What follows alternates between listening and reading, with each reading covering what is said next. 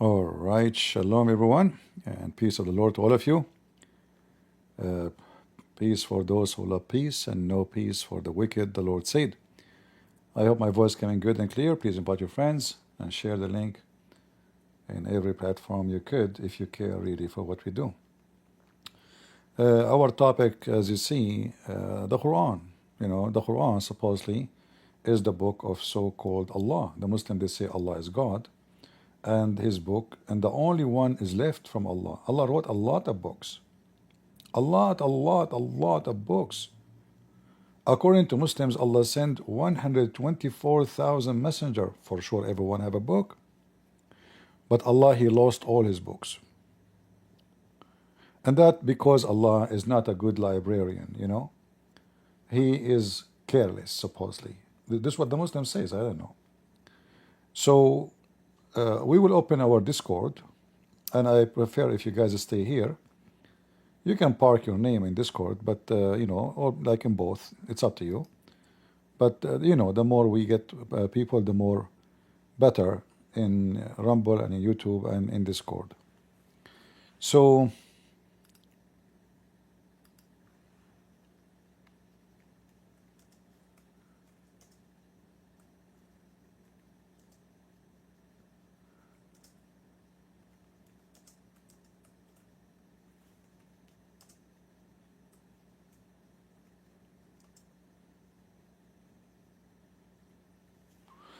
we will call it, is the Quran the book of God?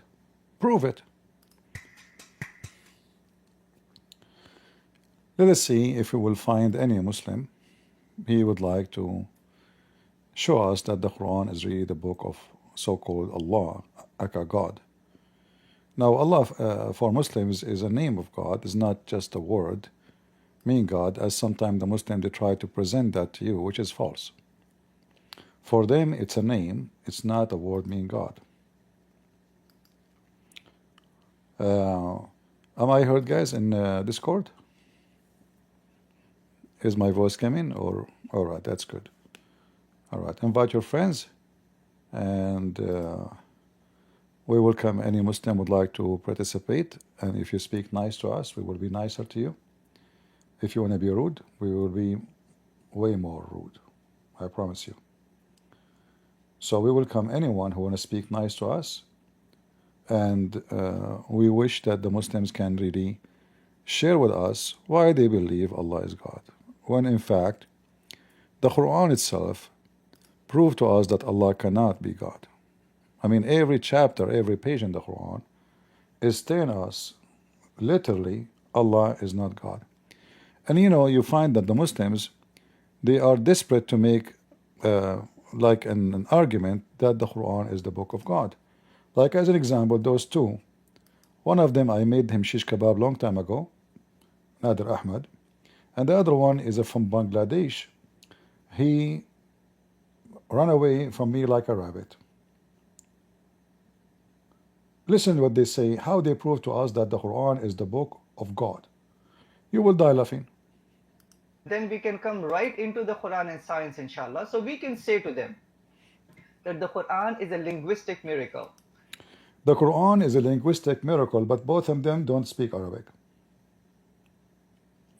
And imagine this God, according to them, he speaks good Arabic.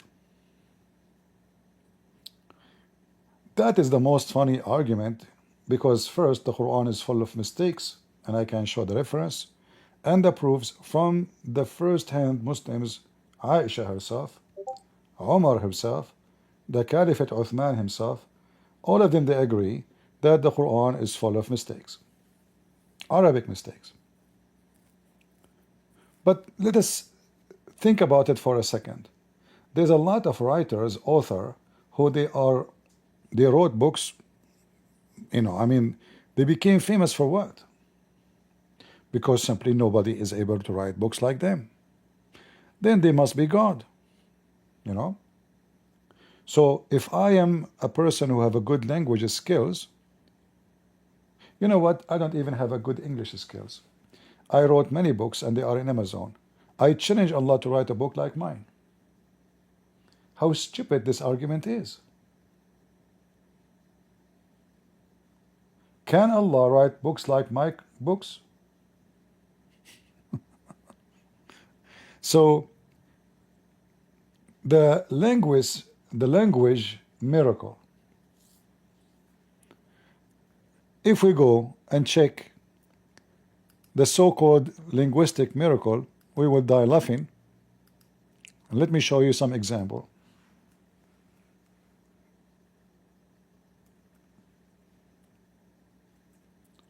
And now what the Muslim they will say?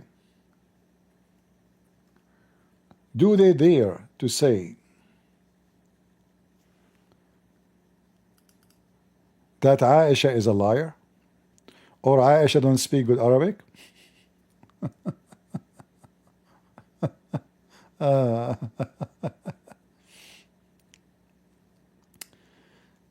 Let us see.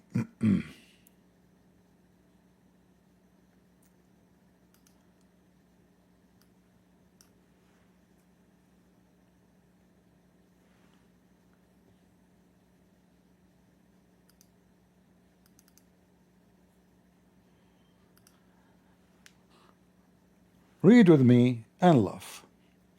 This is the official website of the Kingdom of Saudi Arabia. They call it kingdom, you know. The oil make it kingdom. So this is the chapter 4, verse 162, and this is the interpretation of this chapter, and this is the Baghawi. And we can show you from other sources, not necessarily this one.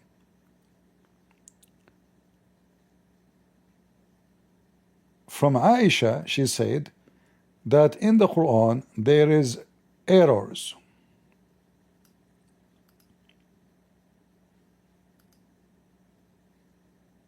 It was narrated on the authority of Aisha, may God be pleased with her, and Aban bin Othman. It was a mistake in the book. There was mistakes in the Quran. Now what they will say, are they going to say that Aisha is a liar and she don't speak good Arabic?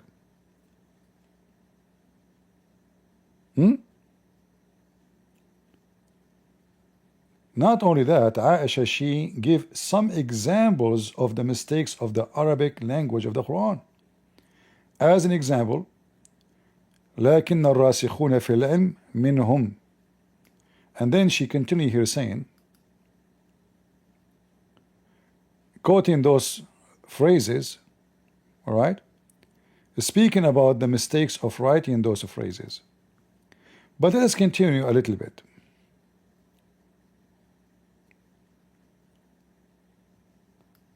There's errors in the writing of the Quran. Aisha, she said that it should be written وَالْمُقِيمُونَ الصَّلَاةِ. Aisha now is correcting the Quran, this verse. The verse here says وَالْمُقِيمِينَ الصَّلَاةِ. Aisha, she's saying this is wrong. It should be written وَالْمُقِيمُونَ الصَّلَاةِ. By the way, both of them they are wrong, because it should say وَالْمُقِيمُونَ لِلْصَلَاةِ. But this will be not your topic because you don't speak Arabic. But just to show you how much the Muslims they are living in a delusion against even their own books, their own scholars, Aisha, Uthman, the Caliphate, they say that those are wrong. And they are giving you just examples of how many wrong in the book.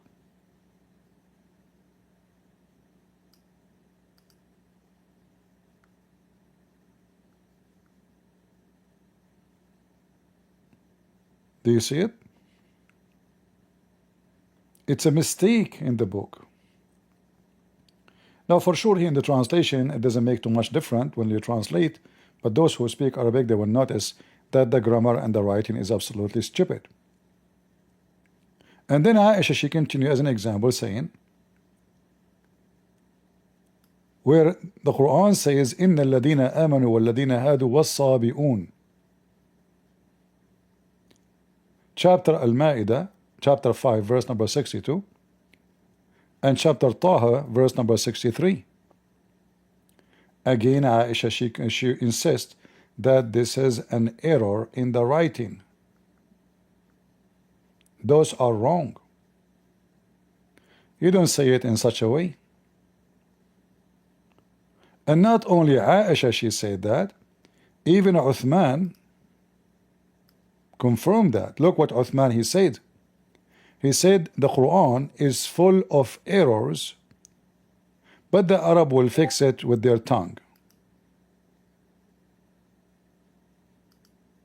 Uthman said, there is a mistake in the Quran that the Arabs will correct with their tongues. See? Who is going to correct the Quran? The Arab language is better than Allah language.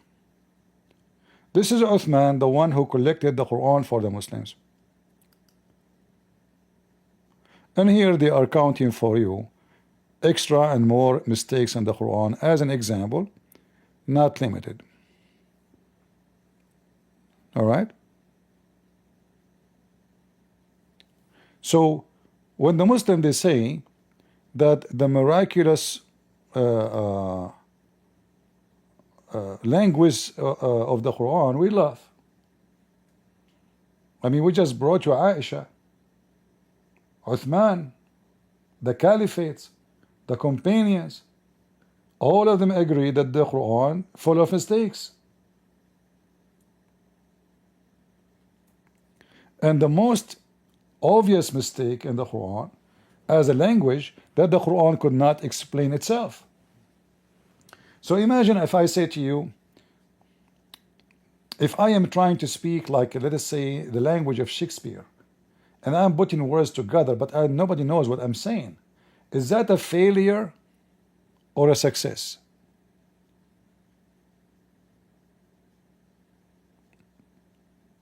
You know what I mean? If I am supposedly speaking eloquent language, and then nobody understands what I'm saying, is that a failure or a success?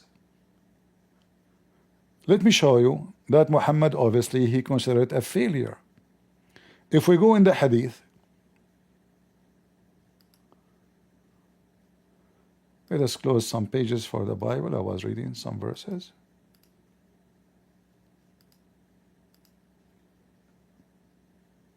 All right.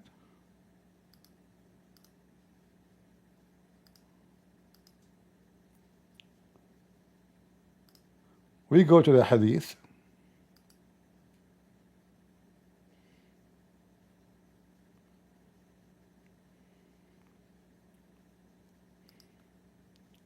Actually, I can go to the Quran. Hold on.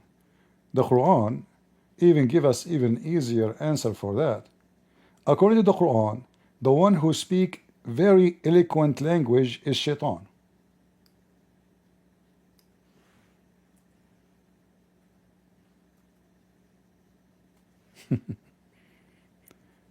Can you believe it? Chapter 6, verse 112, that shayateens, devils, they speak with a very eloquent, adorned languages, high skills, linguistic speeches. Do you see it?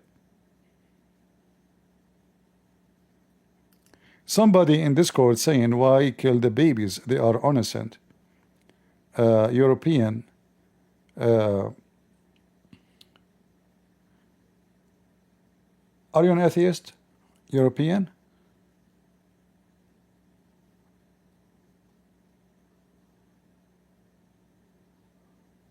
Are you an atheist?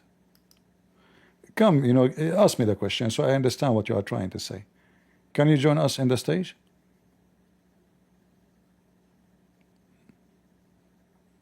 Is that okay for you, or you will have a problem if you join in the stage? Your mom, she will not approve it.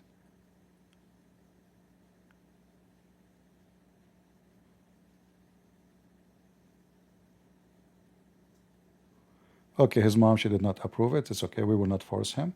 He is 40 years old, and his mom, she did not approve him to come and speak to me. 2 a.m. So what if 2 a.m.?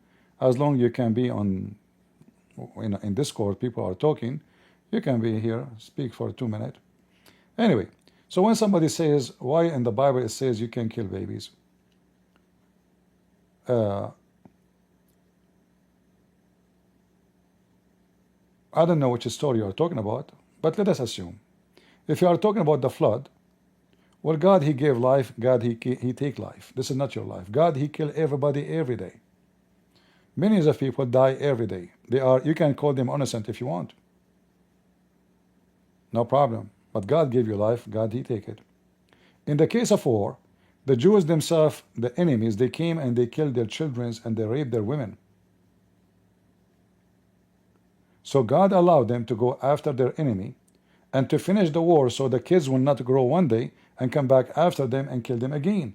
Because this is what we see right now. The Israeli go after Hamas.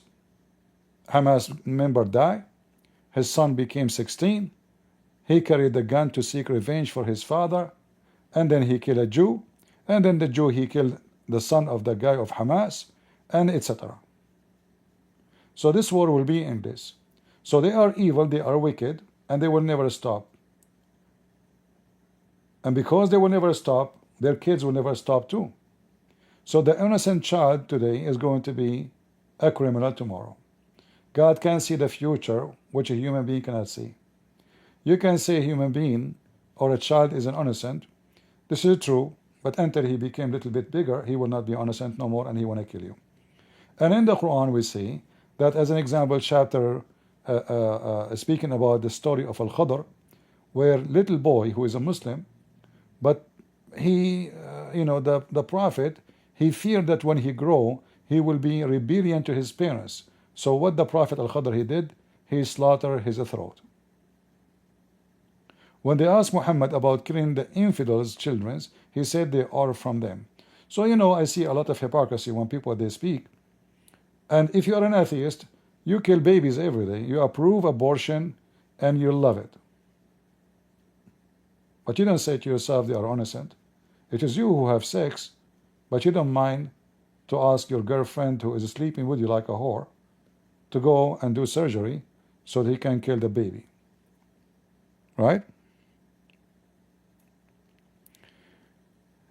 We go back to our topic. So as you see here, Shaitan, he speak a very eloquent language, and Quran confirm that the adorned languages, speeches, is from the devil. And here you see the hypocrisy of the Muslims and the hypocrisy of Muhammad. How it is adorned and it is from the devil. As long this is the scenario, that means anything cannot be trusted, including the Quran. Because if the Muslim claim the Quran is adorned language, that means it must be from Shaitan. Especially the one who brought this Quran is not a trustworthy. His name is Muhammad. In fact, he changed his name to be Muhammad, the praised one.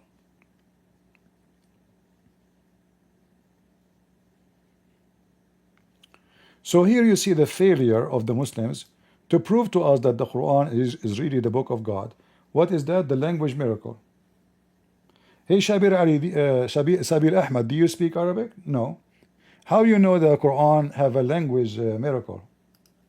That the Arabs of that time, they were challenged by Prophet Muhammad, peace be upon him. Actually, they were challenged in the Quran that if they come together to produce the likeness of the Quran, they would never be able to do. That is very funny. Because the Quran says the opposite. The Quran says, if we want, you can write like this. This is what the Arab saying. Not only that, the Arab, they made fun of Muhammad in his Quran. They said to him, this is nothing but the fairy tales of the old.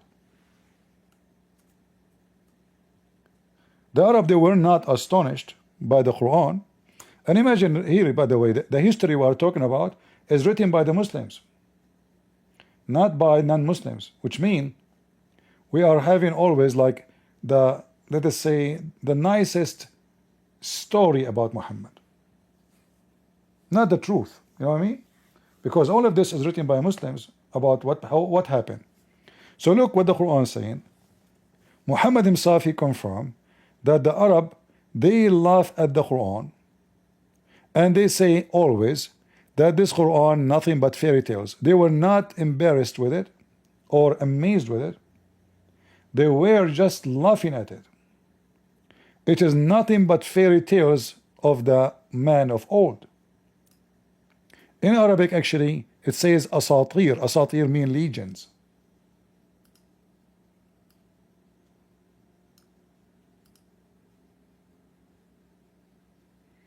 I mean, I don't know why I missed to highlight that one letter. This is why the translation came in weird. Let us try again. Where is the translation? We're stupid. What Luxembourg? English, English. What happened here?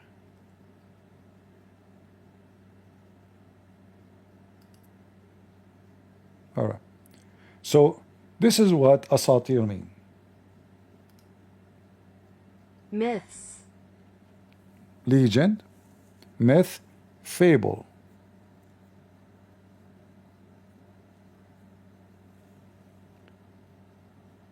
Do you see it?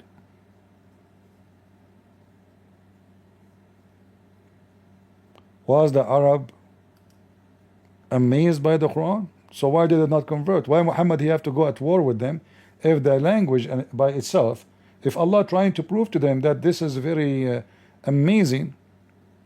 Secondly, not only hear all of this, the Arab is making fun of the Quran.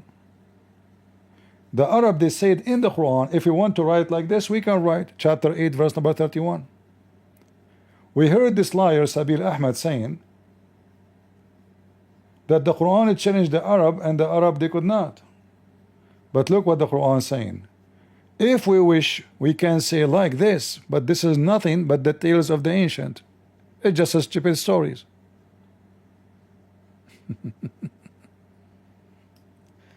Do you see it? Same time, as long they can, nobody can provide Quran like this, including the genie. So how Muhammad received satanic verses and Muhammad did not notice that this is from Shaitan?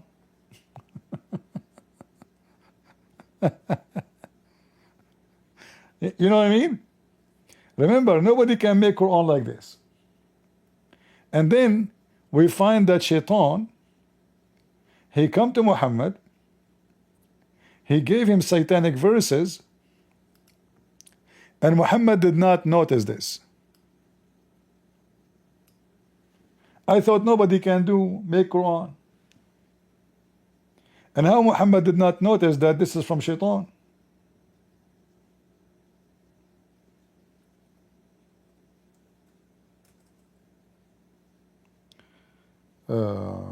Lord have mercy.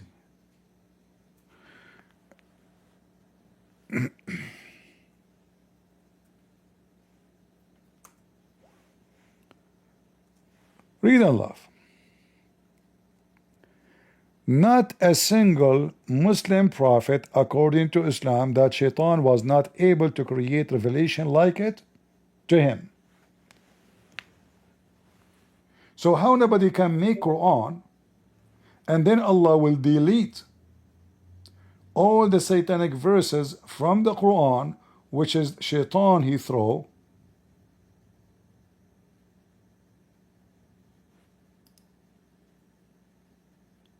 on the mouth of Muhammad. How Muhammad did not notice that this is not from God? If nobody can make Quran like the Quran of God, why Muhammad he thought for a second that this is the Quran of God when it is from Shaitan?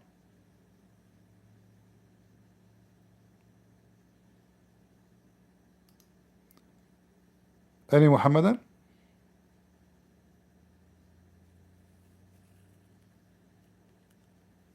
So do you see how those Abdul, they brag about something they don't have? It's like somebody is bald, bragging about how long his hair.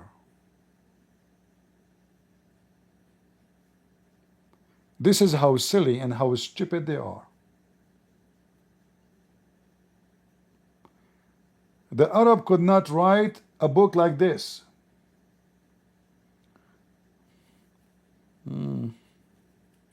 Hey, English people, can you write books like my books? You cannot. Even Allah cannot write book like my book, or any of my books.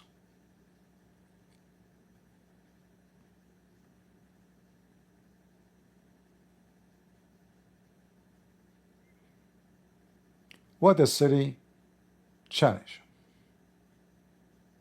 Let me see the transcript of this conversation. Maybe we can, like we answer this part, maybe we can laugh more. There's a transcript. Oh, okay. All of this is here. Eesh. Sharia law explained. What the heck is that? What the heck? There's no way this is all here. Huh.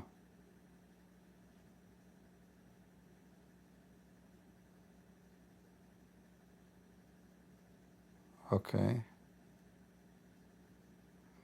There is other miracle in the Quran. What is the other miracle in the Quran? Let us see. The Quran does not have any contradiction. That's amazing. The Quran does not have any contradiction. If there is any Muslim agree? Who is a Muslim dare to take the challenge about the Quran does not have contradiction? Why we have a very low number today? What happened? If there is a movie in TV or something, a football game?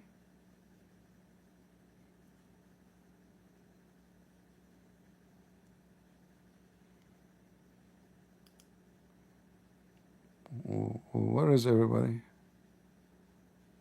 Do you want me to change the images in the screen like those guys don't look good? Should I put for you something sexy? That will attract a lot of Muslims.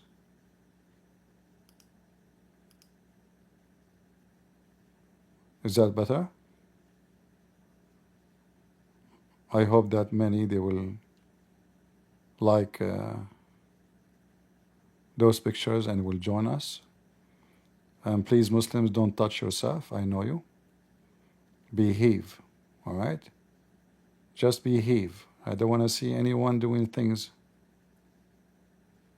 All right? Just behave yourself. Shame on you.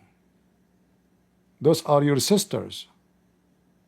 It's true you are going to boom boom them non-stop in heaven, but they are your sister in Allah religion. They are Muslim women. So this guy is saying that in the Quran there is no contradiction. Do this potato even dare to debate me for a second?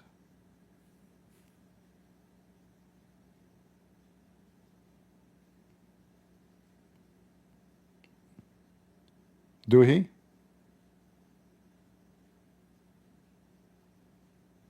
Yeah, I will change this picture because I don't want men to be tempted.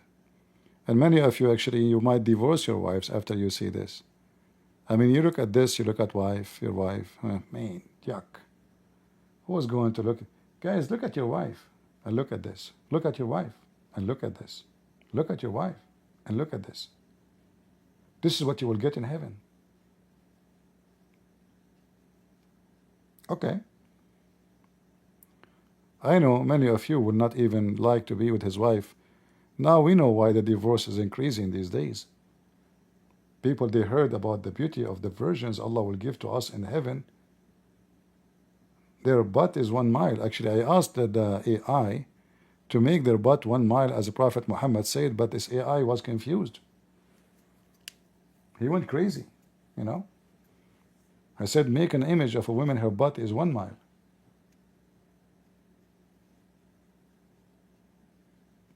AI went bankruptcy. AI tried to put all the images he have to put 1 mile butt together, could not make it. But Muhammad, he could. Only Muhammad can come with this. So there's no contradiction in the Quran. We just mentioned one. How nobody can make Quran and then Muhammad receives satanic verses. How Allah challenged the Quran to be made by a human or even genie.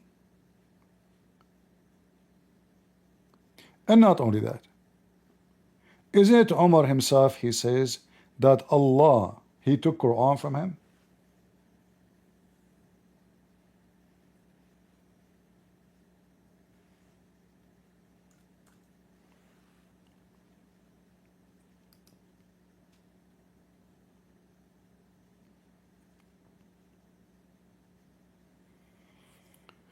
My Lord agreed with me in 3 matters.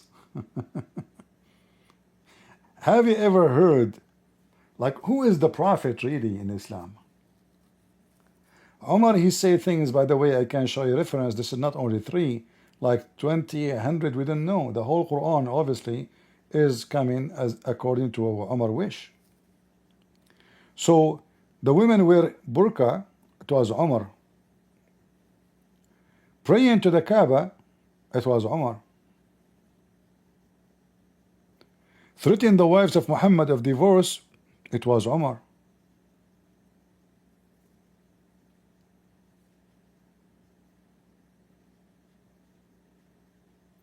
Allah, he copied the words of Umar word by word and he put it in the Quran.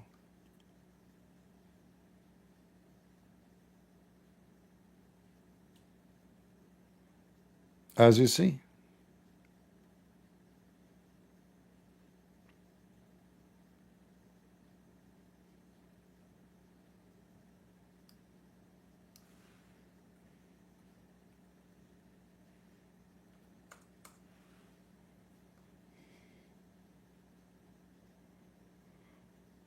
See the reference? And the funny that even the Muslims in their books, they say that the Quran came to Muhammad as I said, Omar said. As I said, the same. I don't know if you can see the screen with me. Do you see what it says, guys? So the verse, all the verses, came the same as I had said. You see it?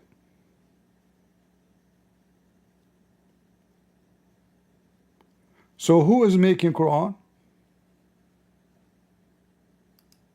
Allah or Umar?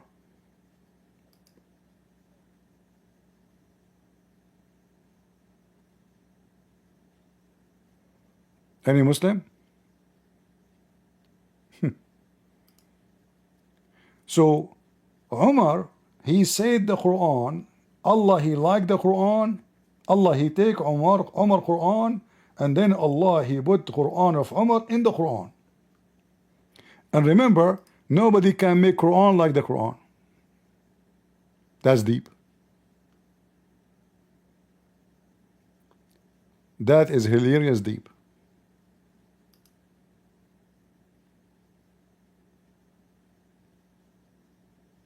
And this is the reference, as you see, Al-Bukhari 402.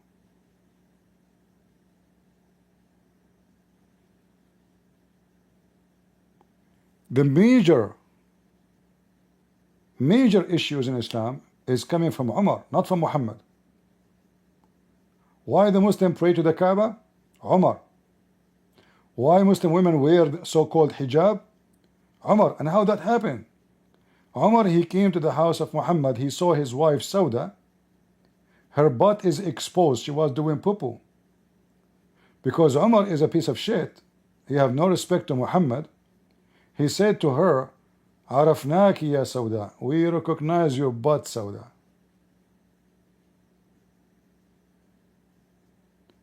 Imagine you are a prophet of God, and then your best friend, and he is even relative to you supposedly, he come to your house at night and your wife, she is doing poo-poo. What kind of a person he said to a woman, she is doing poo-poo at that moment, Sauda, I recognize you. Huh? I know you're fart too. What? And then Umar, he go inside the house of Muhammad and he gave him those verses, which mean whatever he said. And Muhammad, he took them as he said and he put it in the Quran, word by word.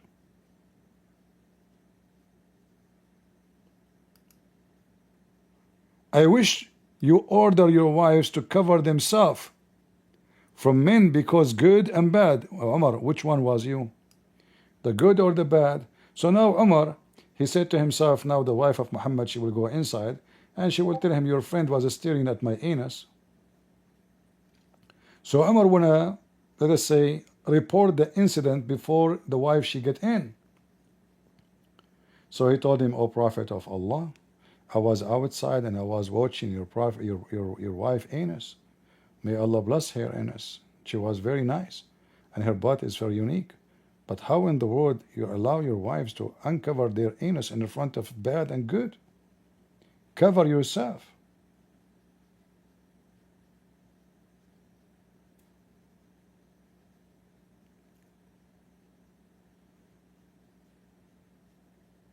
Even Muhammad, he confirmed that if there is a prophet will come after me, that will be Umar.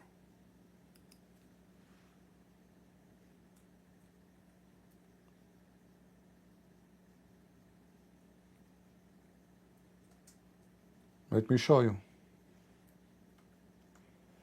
So Muhammad, he acknowledged the prophethood of Umar. And why Muhammad, he is saying that about Umar? Because Umar exposed him. Umar knew that he is copying what he say. So Muhammad, he says, if there was a prophet after me, that would be Umar. Well, already Umar is a prophet, as you see, because Allah actually, he is taking from Umar, which means Umar here is Allah, and Allah is the prophet.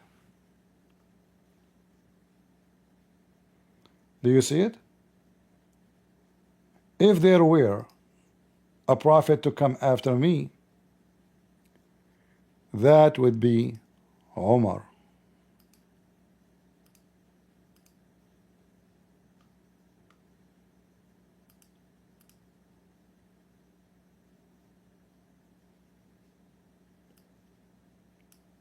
Do we have any Muslim? And yet those people, they brag about the Quran, no contradiction, nobody can make Quran like this. What a big fat liars.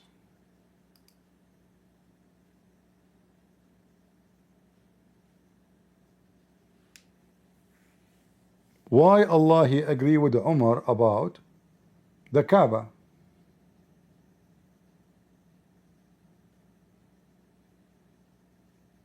Why Allah did not inspire Muhammad to mention this issue?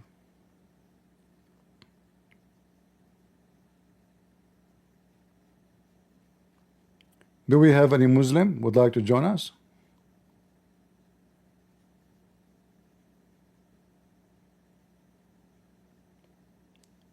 Any Muslim who have a strong belief in Allah and he like to believe and take shahada of a Prophet Umar?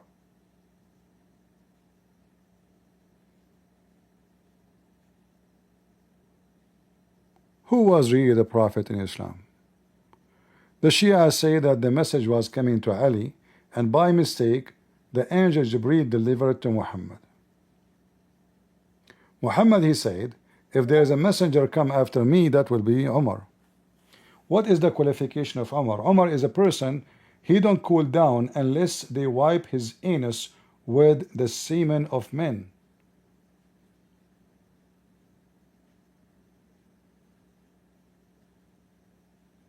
How is Umar is qualified to be a prophet?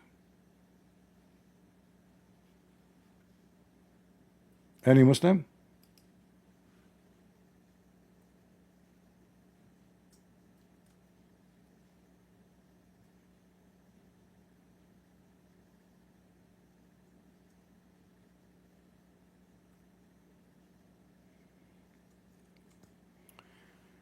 Omar,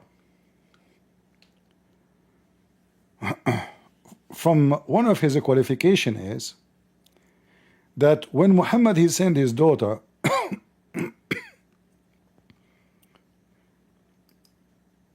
to Umar, do you know what Umar he did?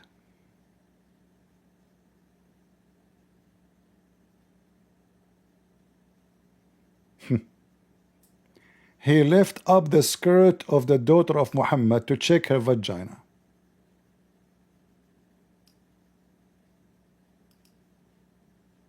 Muhammad he sent him his daughter, saying to Umar, check her out, see if you like her.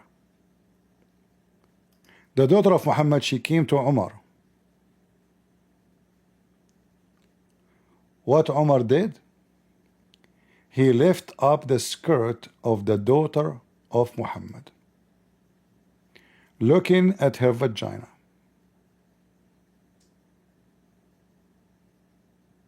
In the best scenario, he was looking at her butt and her legs. The girl, she said to him, if not you,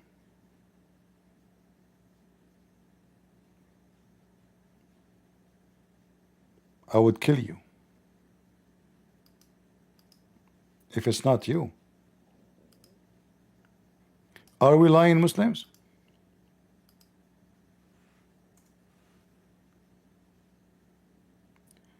This is the book name Musannaf Abdul Razzaq. The name of the book is Musannaf Abdul Razzaq.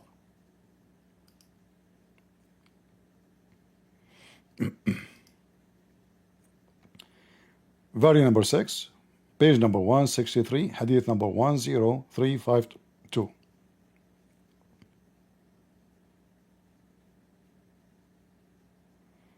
Sorry, this story about Ali. Sorry. But this is Umar. Umar is the one who lifted up the skirt. But read the story carefully. From Abi Ja'far, he says that Umar, he engaged to Ali, his daughter. And then he said to him, but she is young. So Umar wanna F a young girl. And he said to him, well, but she is so young, she's a child. And then people, they said to Umar, oh, he is saying that because he don't want you to have her. Let us translate this part. Omar asked Ali for his daughter in marriage, but he said, she is young. It was said to Omar, he only wants to prevent her. So they said to him, oh, he's making an excuse, so he don't want you to have his daughter. But she is young for sure. She is very young. So he spoke to him. And Ali, he said, okay, I will send you the girl. If you like her, she is yours. All right? So Ali, he sent the girl to Umar.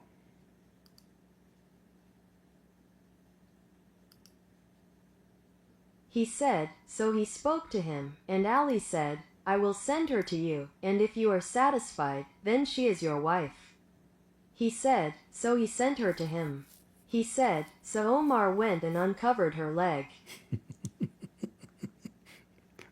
Omar, he want to check the product if she have good meat to touch and to molest.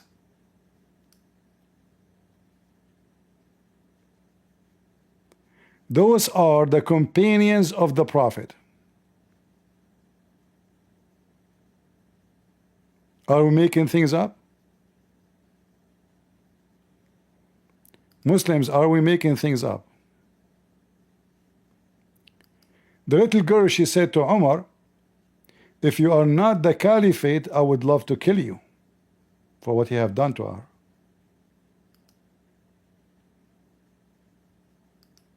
She said, Send, if you were not the commander of the faithful, I would have struck your neck. See it?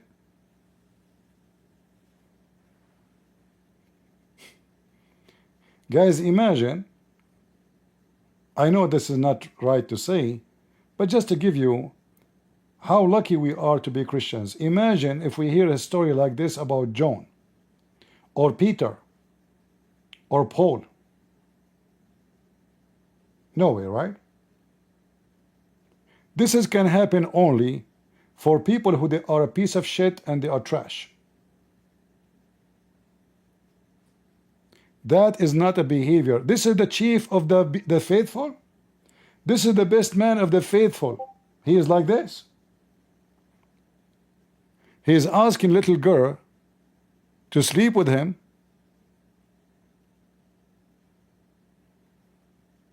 And not only that, when she come to his house, he lift up her skirt, looking at her butt and her legs. And remember,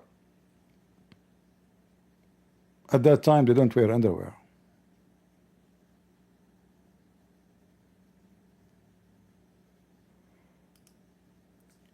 Zed, are you a Muslim, my friend?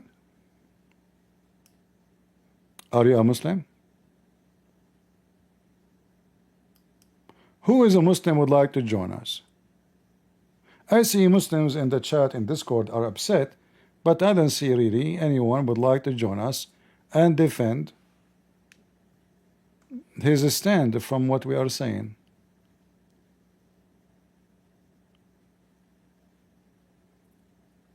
Zed in Discord, he posts for us 1 Corinthians, where it says, let your women keep silence in the church. What's wrong with that? Your woman, she cannot even enter the mosque to be with the Muslim men. Lately, and this is not from Islam, women, they have a big sheet between them. They cannot even see each other. The verse in the Bible is speaking about women who keep talking non-stop. Otherwise, in case you do not know, you idiot, in our Bible we have women, they are judges and prophets. Do you have one prophet women in Islam? No. Judge? No. Teacher? No. And we have Mary. So if you are saying that in my Bible women is disrespected, what an honor for a woman to be the mother of Jesus. Jesus is not born of any man, but he's born of a woman. So the poor Abdul, he is so desperate to find something supposedly will be like not nice for Christianity, but that is absolutely good. If I am a priest and two women, they are talking about some fashion style or clothing they bought, which sometimes women they do in the church, I will kick them out. And because women is the one usually do those things, not men, the verse mentioning women. If the man is doing that, it's going to be the same.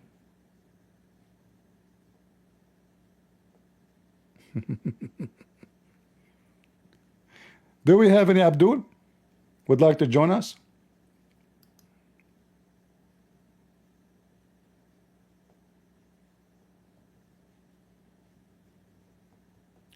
Any brave Muslim would like to come to the mic and join us?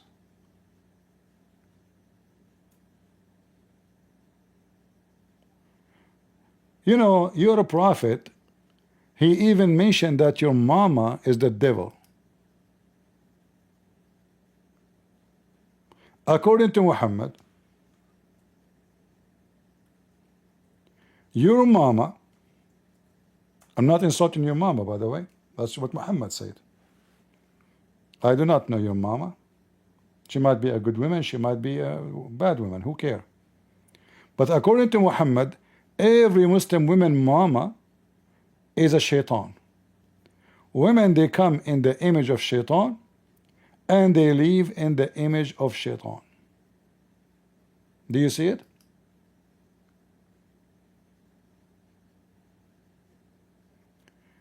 The women advances and retire in the shape of the devil. The funny is, women is the devil, but Muhammad, he is desperate to fondle them even when they have their period, as Aisha she said.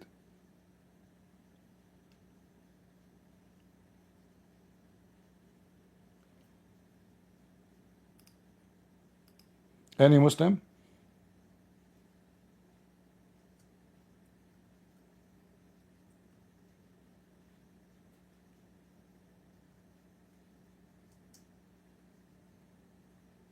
No? They must be very sure from Islam to be good.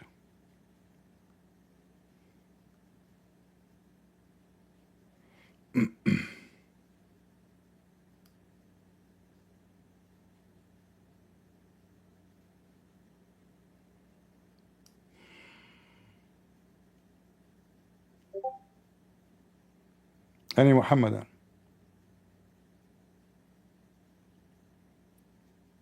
About Umar and the semen story, no problem. I can find you that. Hold on.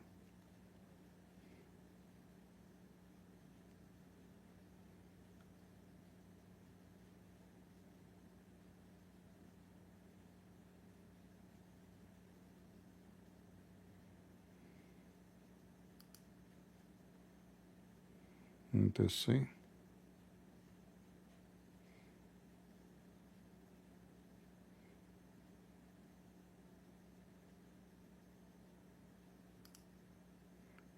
Actually, I have the hadith in front of me, but I'm just trying to find a legitimate website.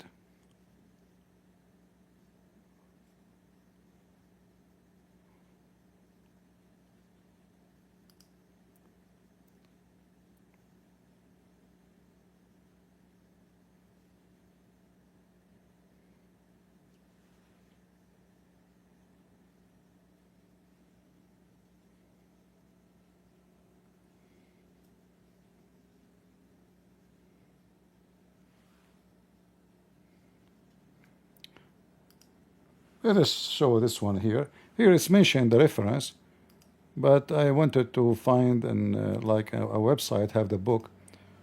But let us use this.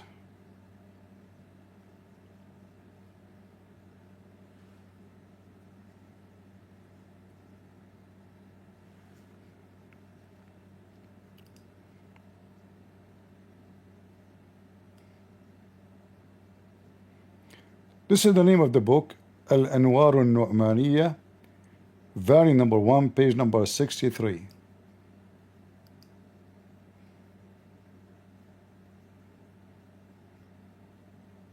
From the authority, from the authority, etc., that Umar ibn Khattab was afflicted with a disease in his anus could only be relieved by semen. Do you see it? So how Umar solved the problem in his anus? His anus have a problem. It doesn't say really what is the problem. It says Umar he have a disease in his anus, and that disease does not cool down except by the semen of men.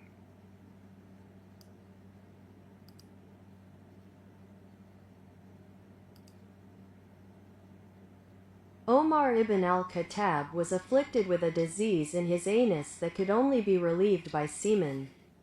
Al-Anwar al-Nu'maniyya 163rd. Now, if there is any Muslim expert with anus diseases, you can join us in this stage. All right? I don't see any Muslim trying to join us. I don't know why.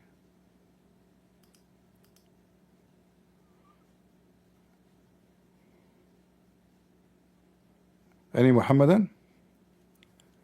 Go ahead, my friend. Jesus is God. What do you want to say? God bless you. God bless. God bless you too. Would you like to say anything?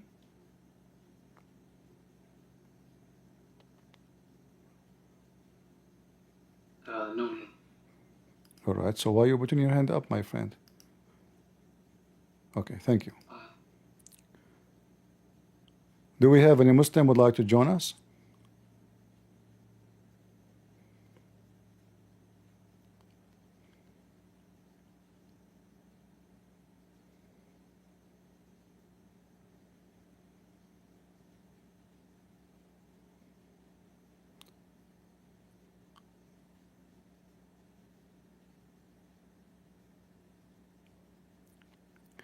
Zed is saying hell is not even literally physical place in Christianity. It is a place away from God presence. It take opinion, so even if I go to hell I will be fine. I don't know who said that to you, but you are an idiot, because the Bible confirms that this is a place where hellfire will be and people will be suffering for eternity. So who said to you is not a physical place? You are just a dummy.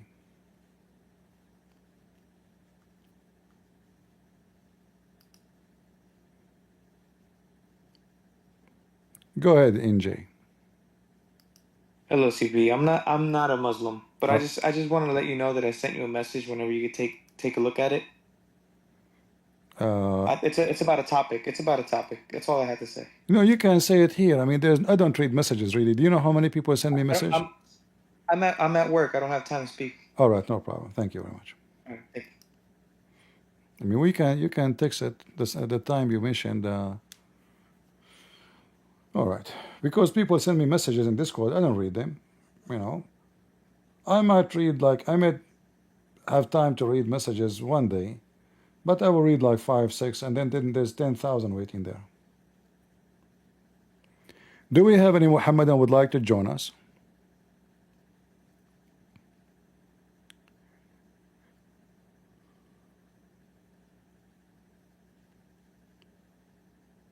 I don't want to talk about Muhammad wearing a skirt now. I'm trying to focus on the Quran.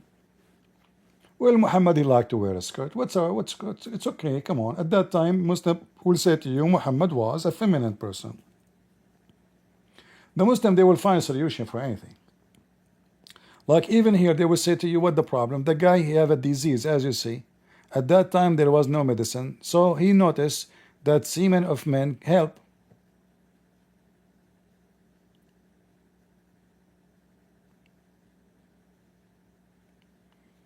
Any Muhammadan?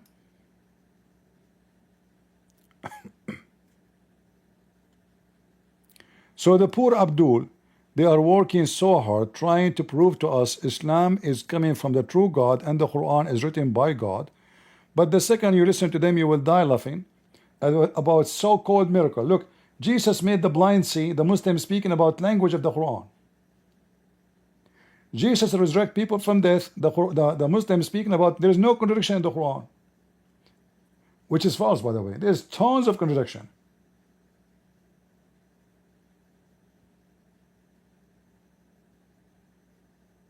In fact, all the Quran is a contradiction.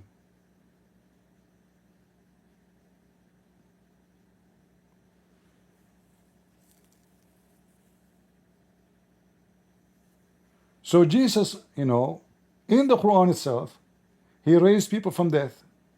What Muhammad was doing, he have a miracle, he married a child. Jesus healed thousands of people by waving his hands, as the video of Mufti Ming says. Thousand in front of him, just wave his hand to them, you don't even touch them. Everybody is healed, whatever the disease he have. Muhammad himself, he faint every 2 seconds. In fact, since I was a teenage, I call him the fainty prophet. He faint. Muhammad, you see, we are not making fun of people because they are sick. This is not the topic. But this guy, he claimed that his God is the one who gave the power to Jesus to heal. But yet his God could not heal him.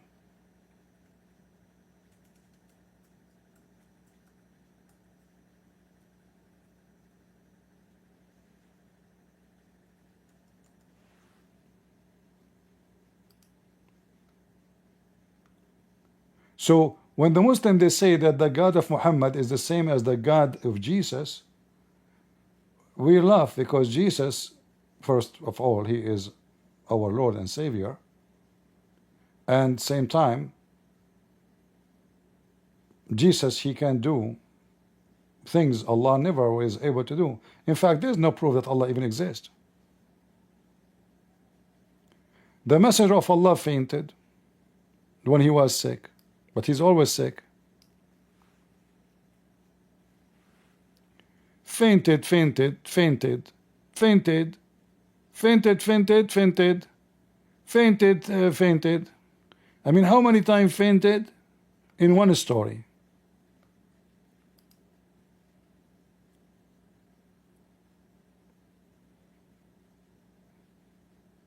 Is that accompanied with diarrhea? You know, this will remind me of a fake, false man like Muhammad. His name is Ahmad Mirza Ghulam. I don't know how many of you know about him. This guy, he claimed to be the Messiah. He was 3 years, according to him, as Mary. He was Mary. Can you believe it? He was Mary for 3 years. And then he became the Messiah.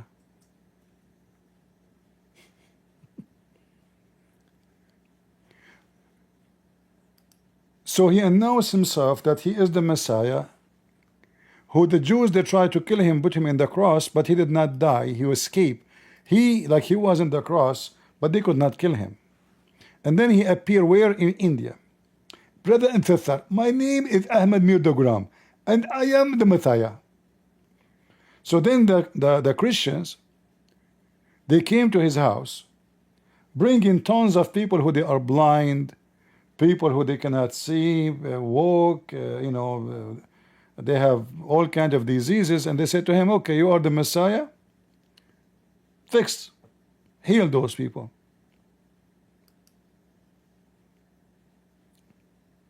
He could not. And not only that, not long after, he died because of diarrhea. He was infected with the cholera virus, and that disease caused a very aggressive diarrhea. And this is why people, they used to die, because nothing stays in your stomach. You will be dehydrated, and you will die very fast. Like now, this is not a deadly disease because there's a medicine for it, but before, millions of people die because of it. So the cholera spread everywhere, and this guy, they have a dish under his bed, big one, for his shit. He cannot even move. He fell dead in his shit.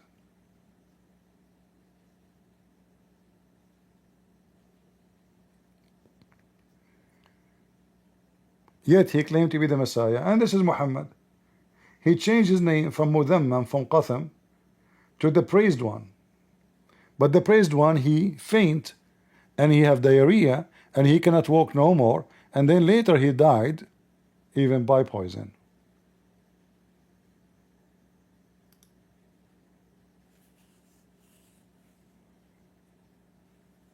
Any Muhammadan would like to join us?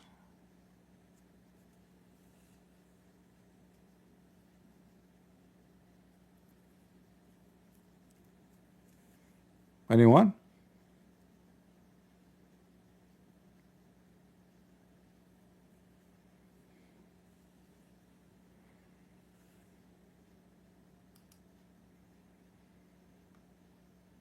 Nobody?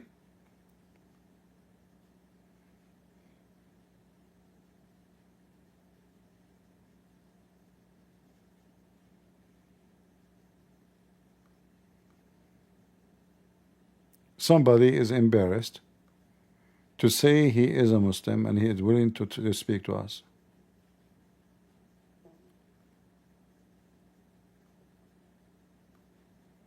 I understand. If I am you, I will be embarrassed too.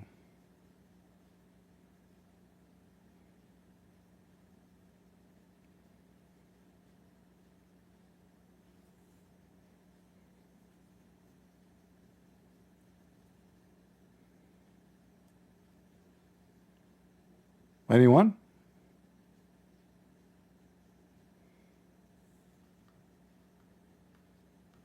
Not even one.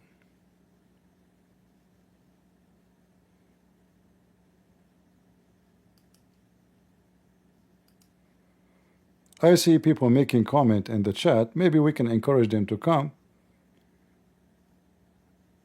and they can tell us what they want to say. I don't know why they don't want to come to the stage and share their wisdom with us.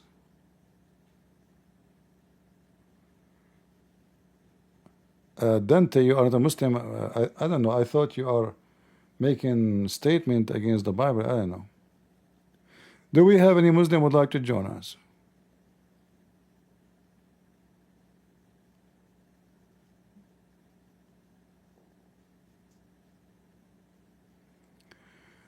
NJ saying, please speak about this, that Muslims claim to be Abrahamic, but they don't believe in the sacrificial system. The punishment for your sin being death. Jews sacrifice pure animals. My friend, the Muslim, they claim something, but they do the opposite. In case you do not know, nobody sacrifice animals as much as Muslims. They have two Eid. For me, both of them, they are Adha, even though they say like one of them is Adha, the other one is not. Adha means sacrifice. So the biggest Eid for the Muslims is called sacrifice. So who told you they don't sacrifice? But they claim that they are not sacrificing for sin, right? Now this is absolutely false, because the Muslim, they believe that when they sacrifice for their sin to be forgiven. Otherwise they will not.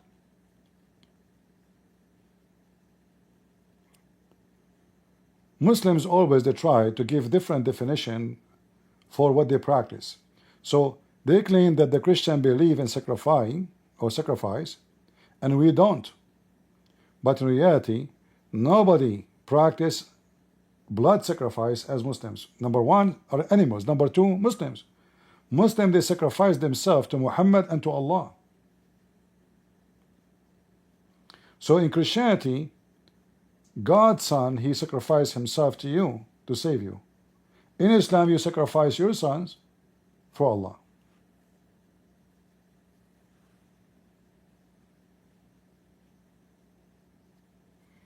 All right?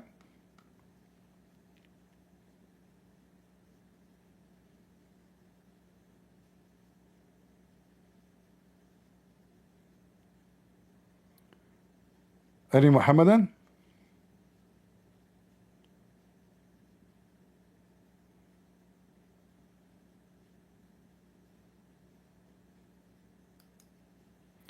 I'm talking about accepting that anything or anyone can take on your sin.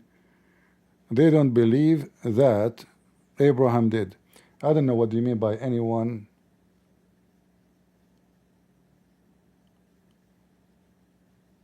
can take on your sin. I'm not sure what does that mean. What does that mean?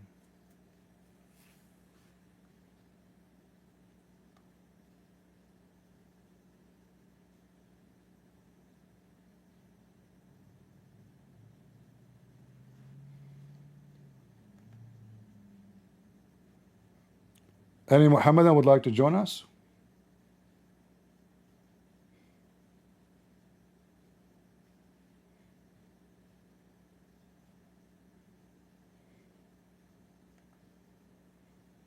Nobody there.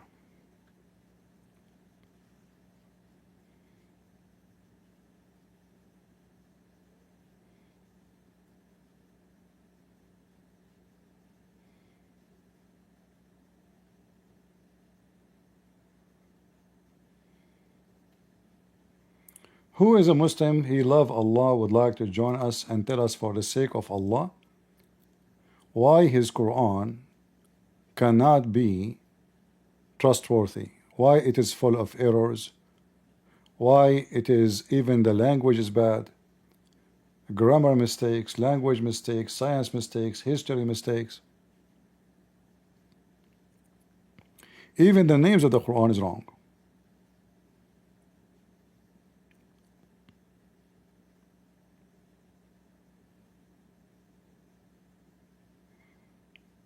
Anyone?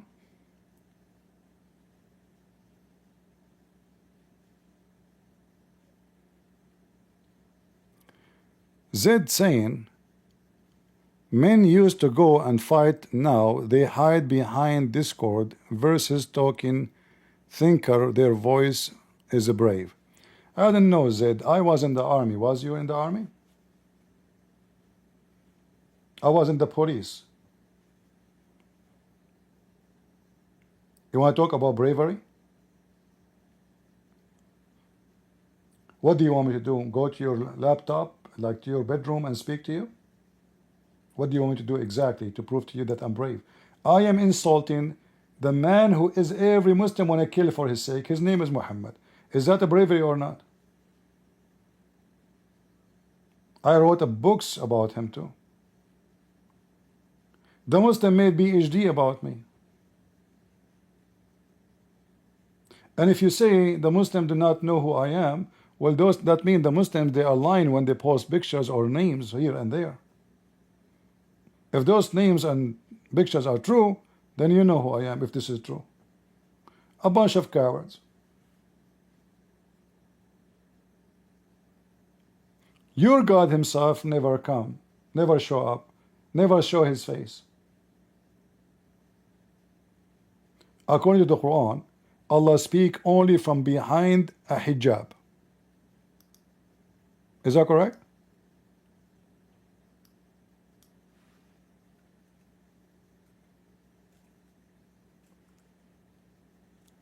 I thought hijab is only for women.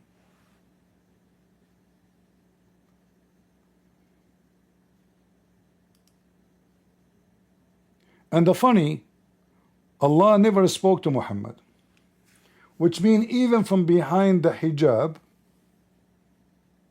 the veil, yet Allah refused to speak to Muhammad. And I found that very funny. How come Allah he spoke to Shaitan? Allah he spoke to Moses. Allah spoke to Adam. Allah spoke to Abraham. Allah spoke to many in the Quran. But only one person Allah don't want to talk to, his name is Muhammad. So what is the reason? You see, if you are important, then important people, they will speak to you. If you are not, they will not. As an example, I will go with myself humbly. Can I call Trump right now? No, I cannot. Is he going to take my phone call? No. Who am I for him? If I am important like Elon Musk, rich man, you know, he might be happy to hear my voice. But now we are not comparing between me and you and Trump. We are comparing between a prophet of God's. Even Shaitan, he spoke to Allah. Allah spoke to Shaitan. Yet Allah, he refused to speak to Muhammad. Any Muslim can tell me why?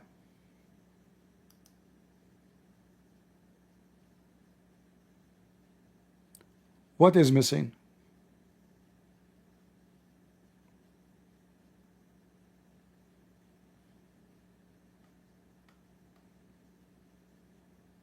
Anyone?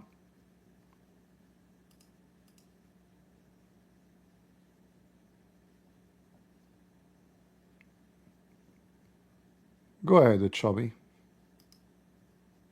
How you doing, man? I'm fine. Well, it's like it says right there. It is not give. Let me scroll here. Sorry, the chat's blocking it. But it says right there, it is not given to any human being that Allah should speak to him unless it be by inspiration or from behind a veil, or he sends a messenger to reveal what he wills by his leave. Verily, he is most high, most wise. Which way? So it doesn't say that he'll only speak to people from behind a veil. It says that that's one of three ways. No, it says that. It says that. It says or from behind a veil. Yeah, but you see, if he speak, he will speak from behind a veil, which means nobody will see him, correct? Oh yeah, you don't get to see Allah. Yeah, All yeah. right. So is Allah is invisible or he is visible? It's not that. It's that you can't look at Allah in our human form. You know, that's the way everything's up. A lot of it's up to language and how you interpret it too, right? No problem. But you see here, I have a window in my house, and I'm sure you have one, and you have a curtain. So if the light of the sun is coming, I close the curtain, and if the curtain is very thick, possibly I will make my my room totally dark, correct? Yeah. So now, when Allah He is behind the curtain,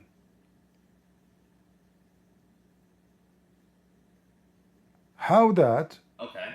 how that will stop anyone from seeing Him if the curtain can see Him?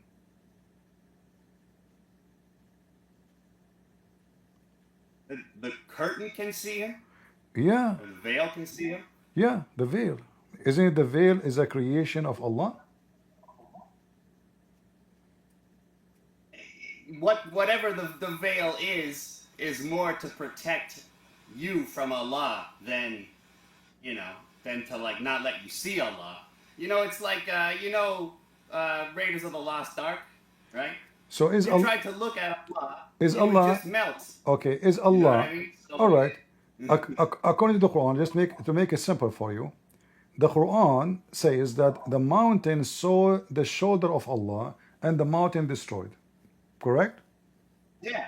All right. Yeah. So now when I say the curtain, you were like surprised how curtain can see. Well, how mountain can see.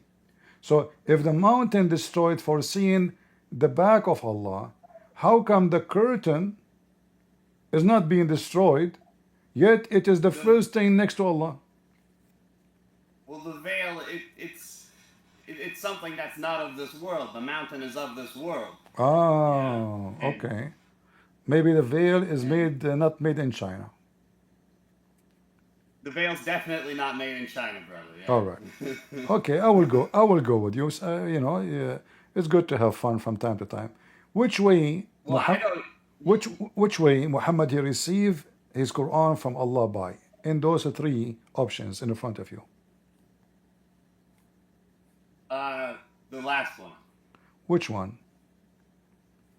That he sends a messenger to reveal what he wills by his leave. In Okay. this, Who is? messenger? Uh-huh. Messenger means angel here, and the angel that was sent to Muhammad was Jibril. Wonderful. So, Wonderful. But isn't it the Quran says Allah will send messengers as angels if the one who live in the earth are angels? I don't remember that part exactly. To be honest with you, it's been a little while since I've read the Quran, but No problem. I believe in Allah. I believe in Allah very much. I will help you. Chapter 17, verse number 95, it says, if there were on earth angels walking about in peace and security, we should certainly have sent down for them from the heaven an angel as a messenger. This verse saying, Yeah. if the one who live in this earth, the messenger will be what? An angel. Correct? So the but yeah, go ahead. the angel and messenger are used all throughout Scripture, from even the Old Testament, as interchangeable things. Yeah, but It's not from the Quran. No. Messenger. No. And angel. This is not the point. You cannot use this against the Bible, because does God of the Bible says I will send angels only if angels live in the earth? I'm talking about your book, not in my book. In my book doesn't say I will send angels only if the one who live, the inhabitant of the earth. No. It's not your book, brother, because I believe that they're all from Allah. They're all revelations from Allah. No. First of all, if my book consider your book, then who need your Quran? You do not need the Quran. I don't need the Quran. That's true. So does that mean you don't need Muhammad? Well, I mean, it's different. Most people do, but you know, some people are blessed, and you know, people are blessed in different ways, right? So, My friend, focus on you it. know, You just mentioned that in my book that God sent messengers and they are angels, correct? yeah, As an yeah, example, in my book, in the Bible, God, he sent angels to Mary. And the same story mentioned in the Quran. Okay. But here it says in your book, not in my book, if and only if the one who live in the ground and the earth are angels, then the messenger will be sent to them is going to be an angel. That means Muhammad claiming that he received a message from an angel is a lie, because the angels will be sent as messengers only if the one they are sent to is an angel. That means if Muhammad was an angel, then Allah will yeah. send him a messenger, Muhammad, he's an angel. Muhammad, Muhammad was an angel. Oh, really? Is that a human? The same way, you know how it says that Jesus is an angel of Allah. Or where it says that? It says it, you know. But like I said, I haven't read it for a while. But No, it's where, the where, same where, thing. where it says, where you are a Muslim, you don't make things up. Where it says that That you know, in your religion. that he's the word of Allah and he is an angel of Allah. It No, it says doesn't that in the say. Quran. I don't know Does exactly where. no? I can't tell you where it is exactly. Yeah, this doesn't say an angel. It says he is his No, word. it is in there. It is. No, it does not. You want to It change? is in the verse where it says Jesus is the word. All It right, says that he's an angel. all You'll right. find where it says he's the word, Okay, no problem. We can show it to you. or at least it says that in the clear Quran. But you know, Clear Quran. like I said, yeah, the clear Quran. I don't speak Arabic, you know. But like I said, I'm a bit of a mystic. You know what I mean? I believe personal experiences with God and Allah and angels and all of that are the most important thing. There's nowhere, my friend. And There's nowhere. Secondly, Muslims never have experience with Allah. Not even Muhammad have. If Muhammad never spoke to Allah, how he can have experience with Allah? How you can have experience with someone you never met, he never spoke to you, he never even inspired you. It was only a oh, delivery. so are you telling me that you've never had an experience with God in any type at all in your life?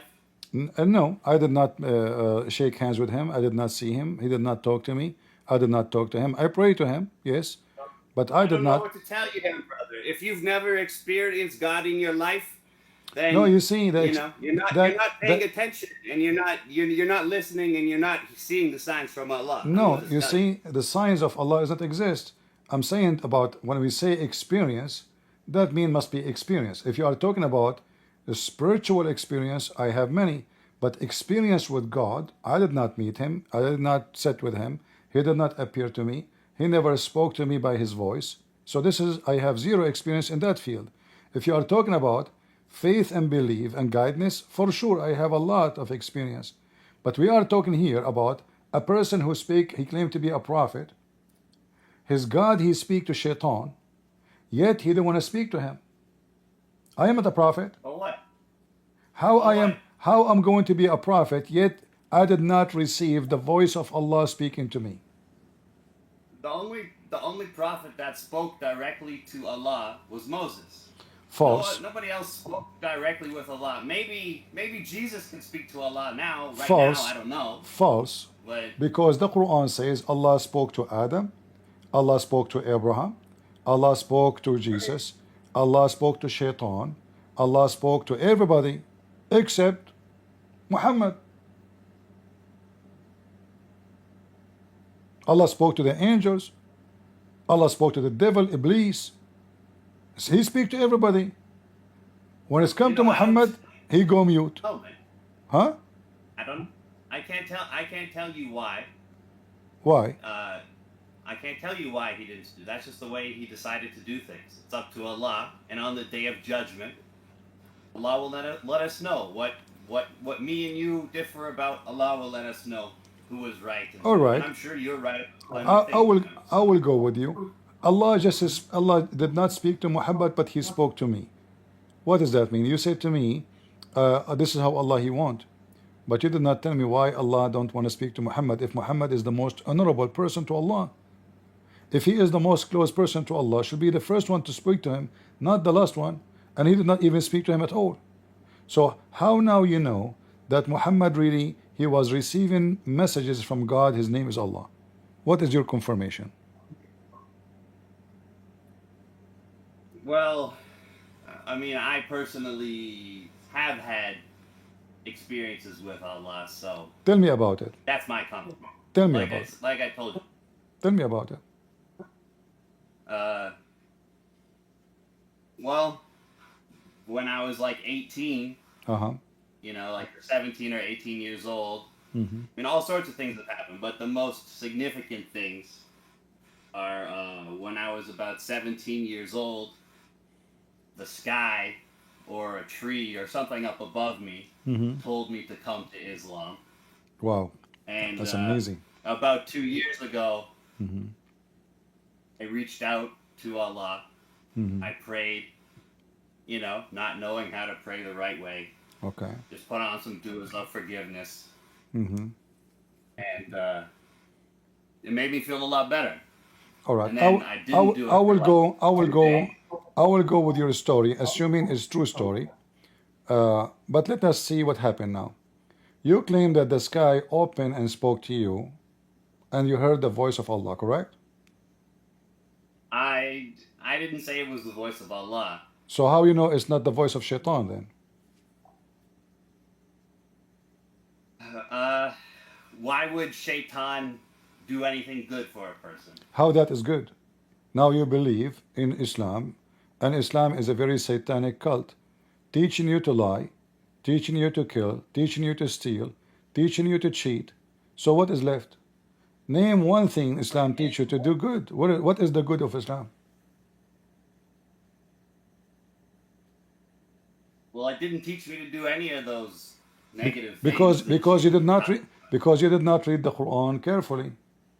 If you read the Quran, you will notice that the Quran teaching you to be satanic.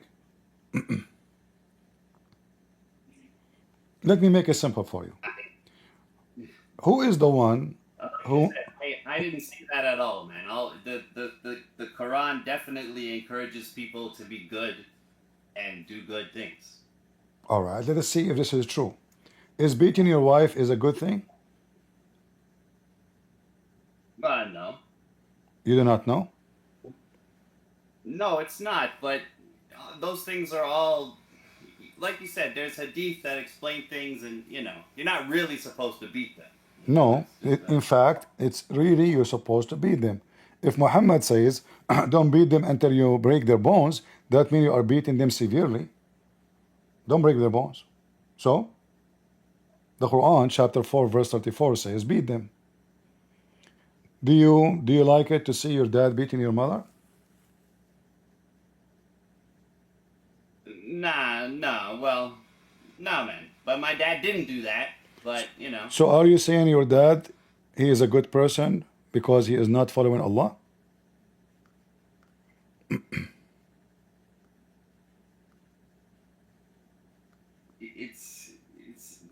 it doesn't say you have to beat your wife. Does it say beat your wife? Yes. You have to beat your wife? Yes, it says الرجال قوامون على النساء بما فضل الله بعضهم على بعض, because they spend their money. So the men are the maintainers of women, they are protectors, and they are the controller of women. Why? Because they spend money. As if a woman, she is a whore.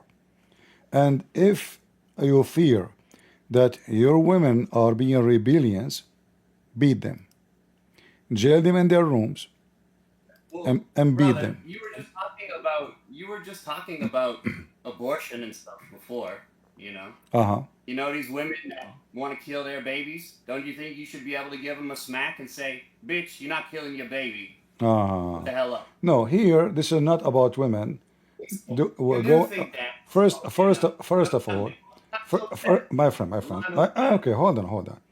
If your wife, she went to do abortion, and you beat her, now she would have abortion, because you did beat her. It doesn't. Did I say beat her till she has an abortion? No, See, this is the but that will problem. cause abortion. Secondly, if you beat her or not, still she can do the abortion. She can jump, she can hurt herself, she can drink something bad, and she can kill the baby or even kill herself. So you did not solve the problem by beating your wife. And as long this is the case, Well, I mean, hell, man, if she kills herself, then that does the Allah's gonna. Quran listen, the Quran does I not wouldn't speak. marry some woman like Listen, that, first listen, of all. listen. The Quran never mentioned what you are speaking about a women you fear to be a rebellion. They are not going to abortion. This is just a woman. She asked her to make some tea for you. She don't go and do it right away. So now you fear she is not being obedient. So what we do, we beat the hell of her. How that Islam teaching you good? Give me an example of Islam teaching you something good.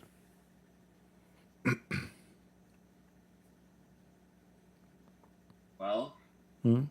it just teaches you to try and take care of yourself better. You know, How? If wash your Muhammad, face a if, lot.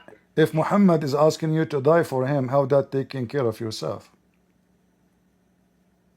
If Well, Muhammad, because if you die for Muhammad, you kind of get a fast track to paradise, kind of thing. That way. so now you just said you die for Muhammad, not for even for Allah. So you die for Well, Muhammad. For Allah, it's I know what you're saying, Where you will but die, where you will die for Muhammad by doing jihad against like non-Muslims. how, I mean, I would, I do, I would die for Allah. That's not. But it's Muhammad who said he would love to be martyred for Allah's sake, be brought back to life, to be martyred again and again and again and again. Okay. And I know that it's a very intense thing, but So if you why, felt the love of Allah, so why always he was hiding from fight if he would love to die again and again? Why he did not go with the Muslims to war? How he will die again and again if he stay with his wife in the bedroom and then the men they go to war? Isn't it this is obvious that this guy is just making speeches but he don't mean it? Let us make it simple. If I will tell you a story. I have a cousin of mine. He went to his son house and he found the wife of his son alone at home. He liked her and he flirted with her. Is my cousin is a good person or he's a bad person?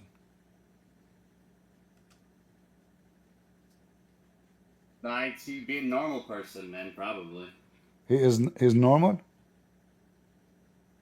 I mean, that's just the way a normal dude would be. That's not the way. That's not the So way Jesus was. so normal dude, he go to his son house and then he flirt with the wife of his son. Oh, his son. Uh-huh. Well, I mean, again, like I said, that's What. I don't know. I don't know where you're getting that from. I'm talking about my cousin. What's the problem? Tell me, is bad or good? I don't know him, man. I don't know him. I'm not the one to say. I Why? wouldn't do How that. come? I thought Islam teach you ethic. How come you do not know that this is wrong or bad? I thought Islam taught you what is wrong, what's bad. Is a man going to the house of somebody is married when the husband is not there, and he flirt with the wife, and that wife is the wife of his son? Is that good or bad? Yeah, that's bad. Yeah. So he's a bad person, correct? I mean, he could be, Okay, that's what Muhammad did. as long as he asks for forgiveness. He asked for forgiveness. So listen to this, guys. So it was bad. It was, I guess. The second we mentioned what Muhammad did, as long he asked for forgiveness. So now I will go and I will flirt with all the women who they are married. Listen. I don't wanna be rude to you, but don't you think this is kind of an act of hypocrisy what you did? So is it bad or good? It's bad. You agreed, right?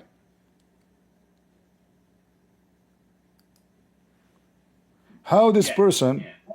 how this person is a qualified to teach you what is bad, what is good, if he could not keep himself from being evil? because this is evil act. This is punishable according to Can Islam. can you stop yourself from ever sinning all the time? For sure.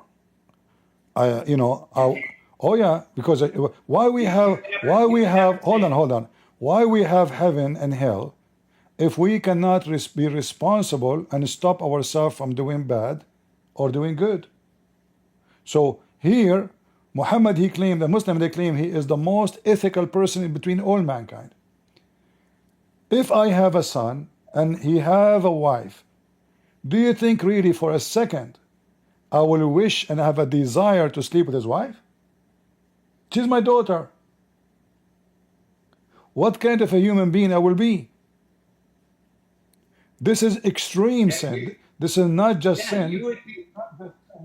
Huh? You'd be bad, bro. It's true. All right. You would be bad, but there's not every man is like you, and some men have bad desires. So are you saying to me, NJ, that I am better than your prophet?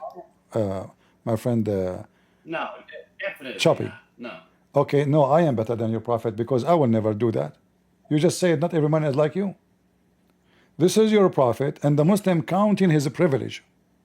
His privilege, if his eyes fall into a woman, her husband must divorce her so the prophet can F her. And it will come. 10th, if his eyes fall on a woman, her husband must divorce her. So he can F her. That's in the. Where is that in the Quran? This is in the Quran about the story of Zayd and Zainab. Zayd is his son. Zainab is the wife of his son. Muhammad, he went to his own son.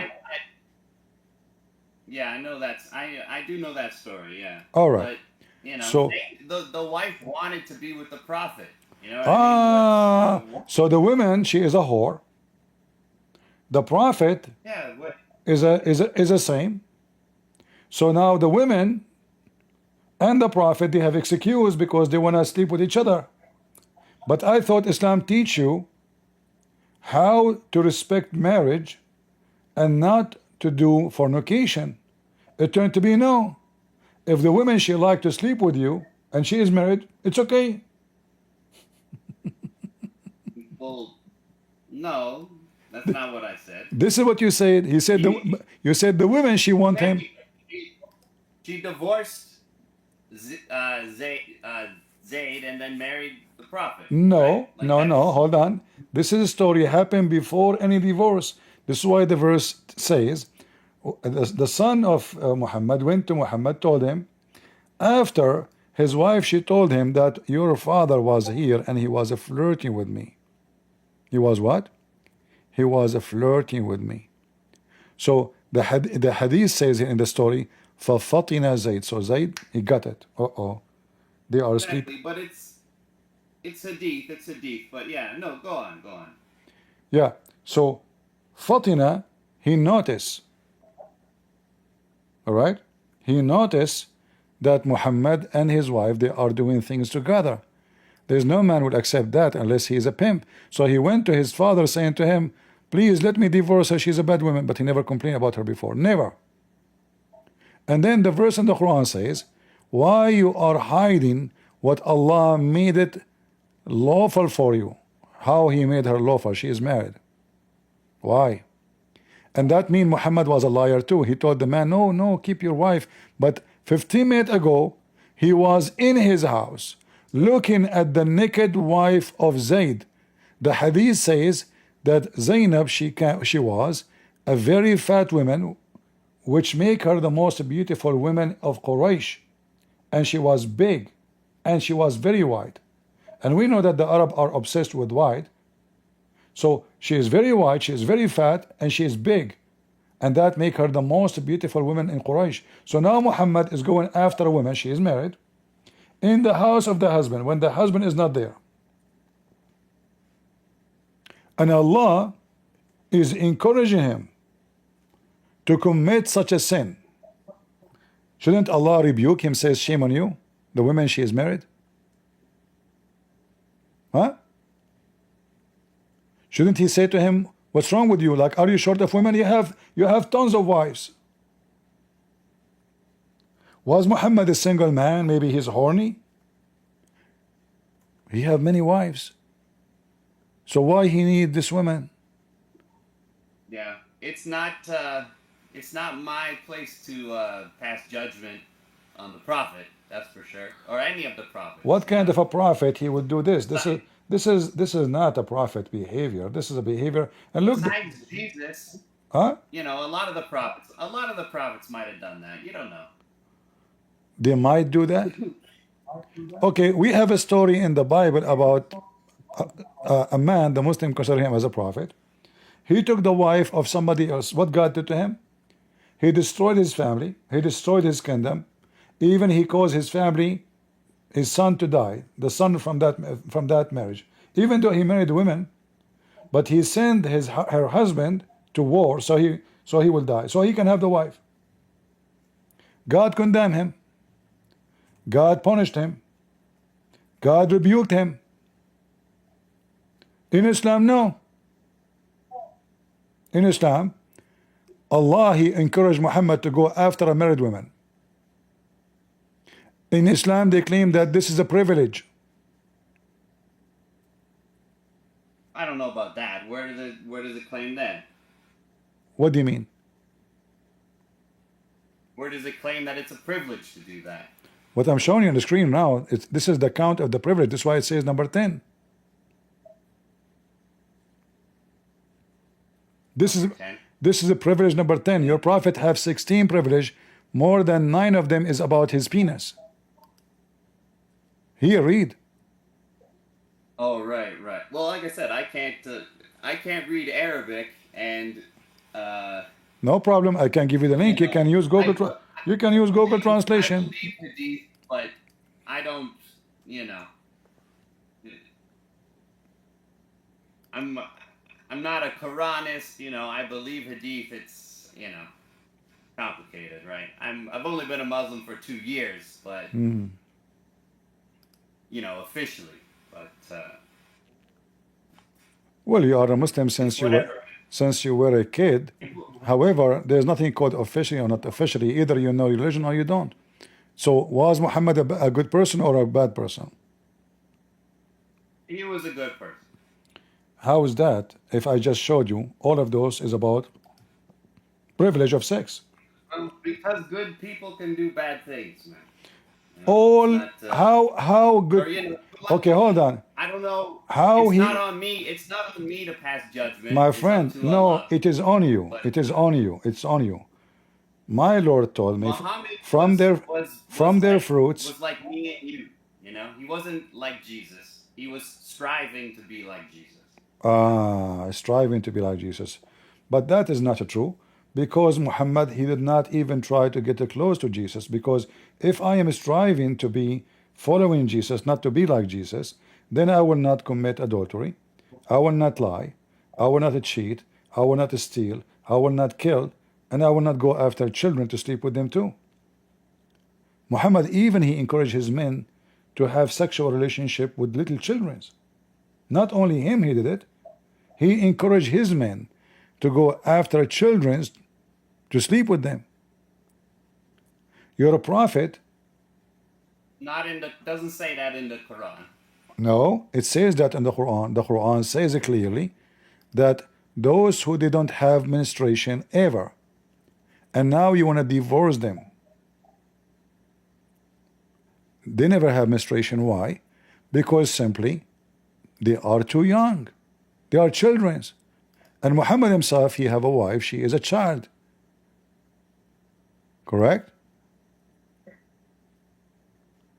If you go to chapter 65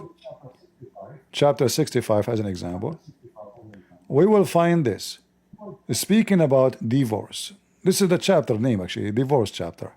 Alright? So here it says, وَاللَّاتِي يَئِسْنَ مِنَ الْمَحِيضِ, from your women, those who they have no menstruation no more, which means they are old.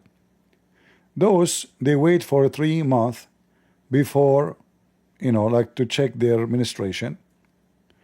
So either they to be sure they aren't pregnant, but then it says then it says that there is those who did not ever have menstruation. Why they did not have ever menstruation? Because their young age. Do you see it? Yeah. So now we are divorcing them, not marrying them. So we marry them at what age?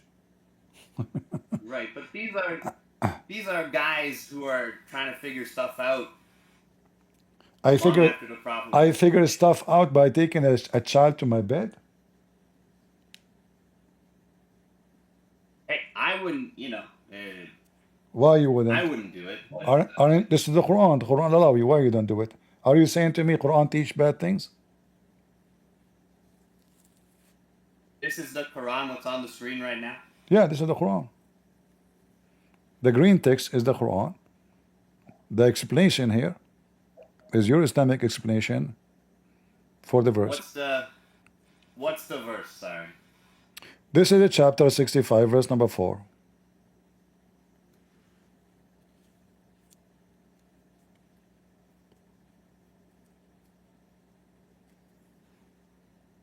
Yeah. Again, man.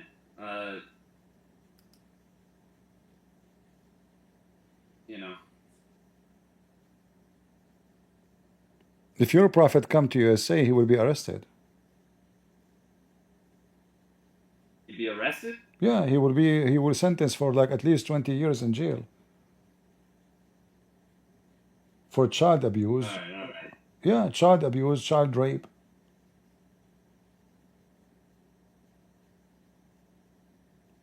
So now, what is left about Muhammad is good. He allow you even to take false oath. You can lie taking false oath in the name of God. And he says Allah will not take you accountable for your false oath.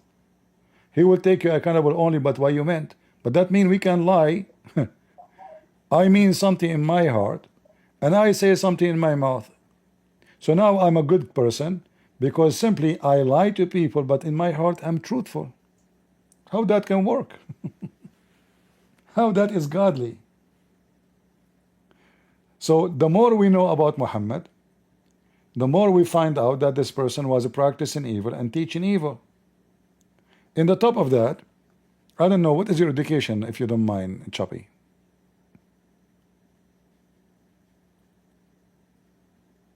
Pardon? What is your education, if you don't mind to share? I'm pretty stupid. No, I mean, you don't have any education, like, you did not go to school or anything? Some university. I dropped out of university. Okay. When you joined university, what was the study you're trying to do? I really shouldn't have been there, but I think anthropology. Oh, that's wonderful. So how you explain to me the Quran is full of mistakes? Forget about Muhammad being bad. Is it possible that Allah is bad too? He's bad in science, bad in history, bad in Arabic, bad in a grammar. How that God can be? So like when we say Allah is God, what is the proof that Allah is God? Is that because he said that the sperm coming from the backbone of the man and the ribs of the women? Or because he said that the semen became a dead blood? How that can be from God? A teenage, he went to school, high school, elementary school, will not make such a mistake. So now Muhammad is a bad person. Muhammad is a cheater. Muhammad, he go after children. Muhammad have a privilege, all of them, they are about sex and money. And now Muhammad became a doctor in biology. And his God taught him how the baby is made. But the second we read carefully how the baby is made, according to Muhammad, we die laughing. Cannot be God's words. There's no way God do not know how he made his own creation. Have you ever heard of somebody, he is God, yet he will make such a stupid mistake about how the baby is made?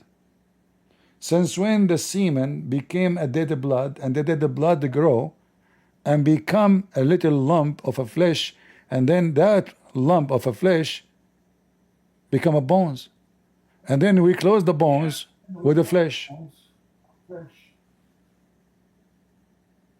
How did that happen? Like I said, that doesn't.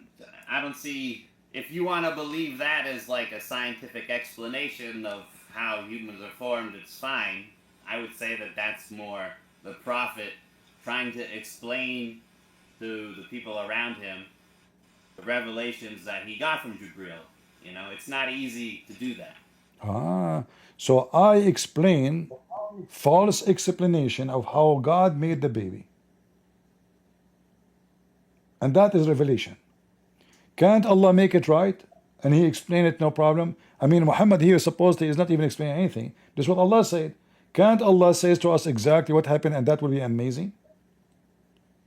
Why Allah need to give me false information to explain to me how the baby is made? But this is not how the baby is made. He's making up a lie now.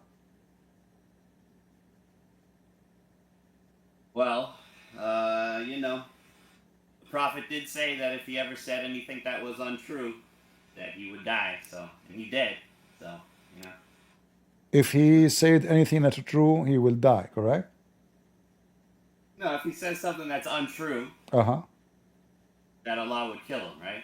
Exactly. But isn't it this is what happened to Muhammad? How He's Muhammad? dead. How So, Muhammad? you know, life is a test, man. No, no, no. He Yeah, was what no, type- no, no. He's not only dead. He was Type of test, no. He's type not. of test would He's it not. be if you just had all the answers. You know? Choppy. Immortality. He's not dead. He was killed. Correct.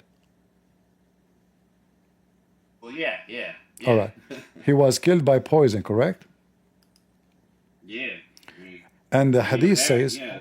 And the hadith says, I feel as if my aorta being cut off from this poison. You see my screen? Yeah. All right. You mentioned to me a second ago that Muhammad, he says, if he is lying, Allah will kill him, correct? Yeah. How he will kill him? Like cutting his aorta. Thank you very much. So Muhammad, he said, if I am fabricating, that Allah told me, if I am fabricating Quran, if I am fabricating something claiming to be the word of God, Allah will grab me from my right hand, and this is how Muhammad ate the poison, and then he will cut my artery.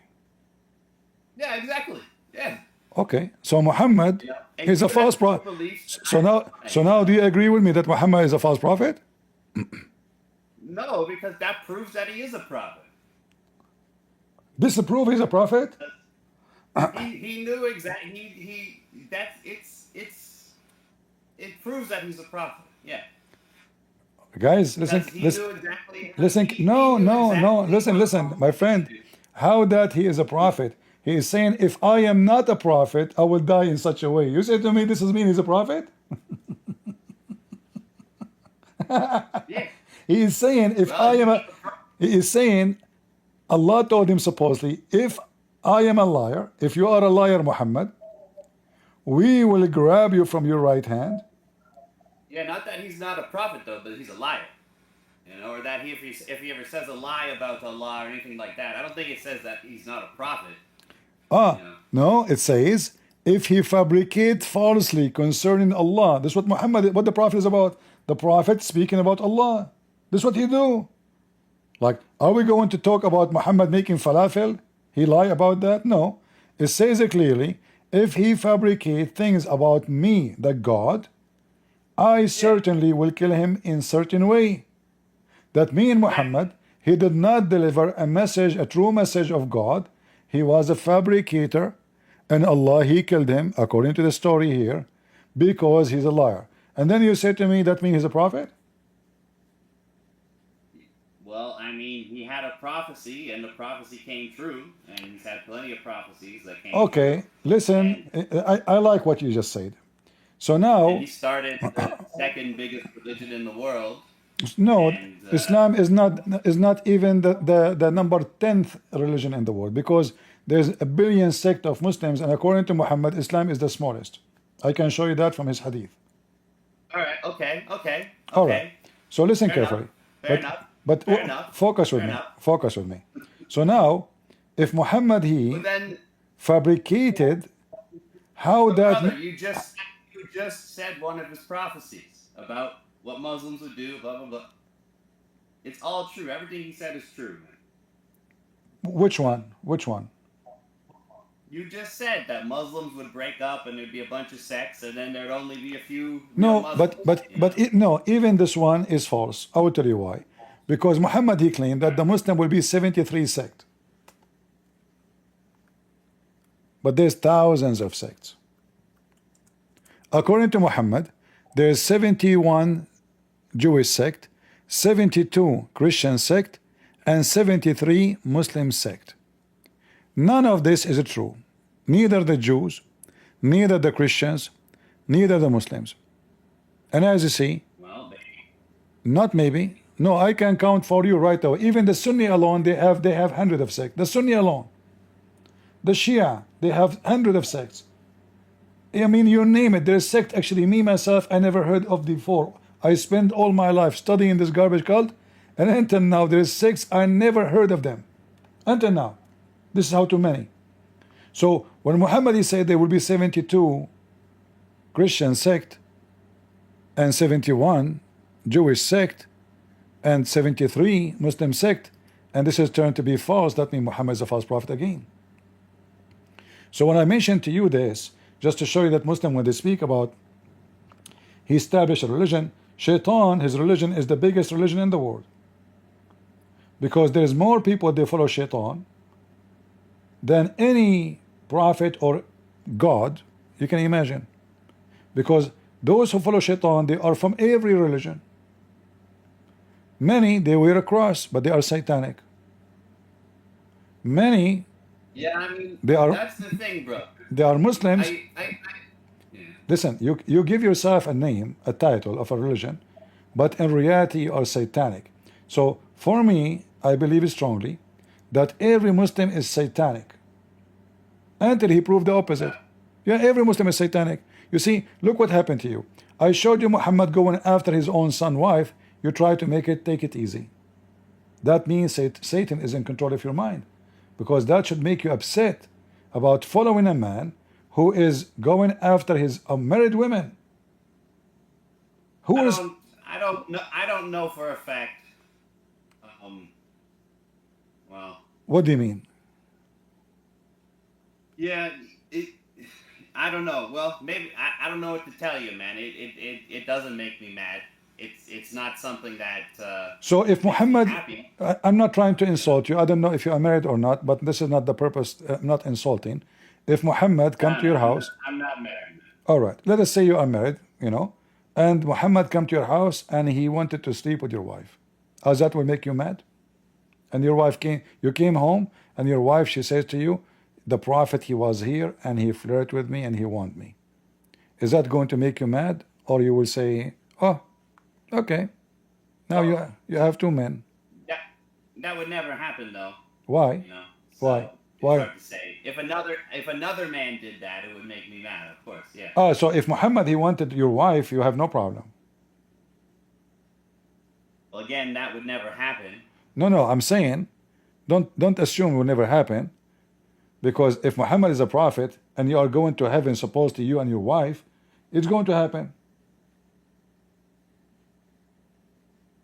The privilege of the prophet, if his eyes, my friend, the privilege of Muhammad, if his eyes fall into a woman, her husband must divorce her so the prophet can F her. So don't tell me that will not happen. Are you saying you will not go to heaven? Muhammad will be there supposedly. He will like your wife if she is pretty, and then the second he like her, it's your duty to divorce her so he can have her. You can't even negotiate.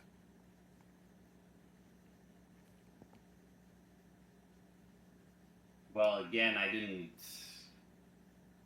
Like I said, I haven't read the Quran in a while, but I didn't read that in the Quran. So look, so now we notice that Muhammad ethically is a bad person. Quran, even science is false. You agree with me that Muhammad he fabricated things about Allah and Allah killed him, and you claim this is a prophecy. So how in the world is prophet fit to be a prophet for you? You just admitted and you agreed with me that obviously Muhammad he fabricated Quran. That make him satanic, because the one who fabricate words of God is Satan. That is not a good man. in any way, any mean. He is deceiving mankind. This is what it's meant by saying I fabricate word of God. Because when I fabricate the word of God, what will happen? My followers will believe me and they will follow what I just fabricated. So Muhammad, according to you, is a deceiver, he's a cheater, he's a liar, still he is a prophet.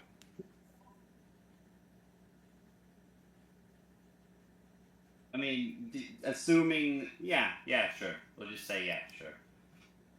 I don't know. If all those things are true, sure. You know, I don't believe what you believe about the Prophet Muhammad, peace be upon him.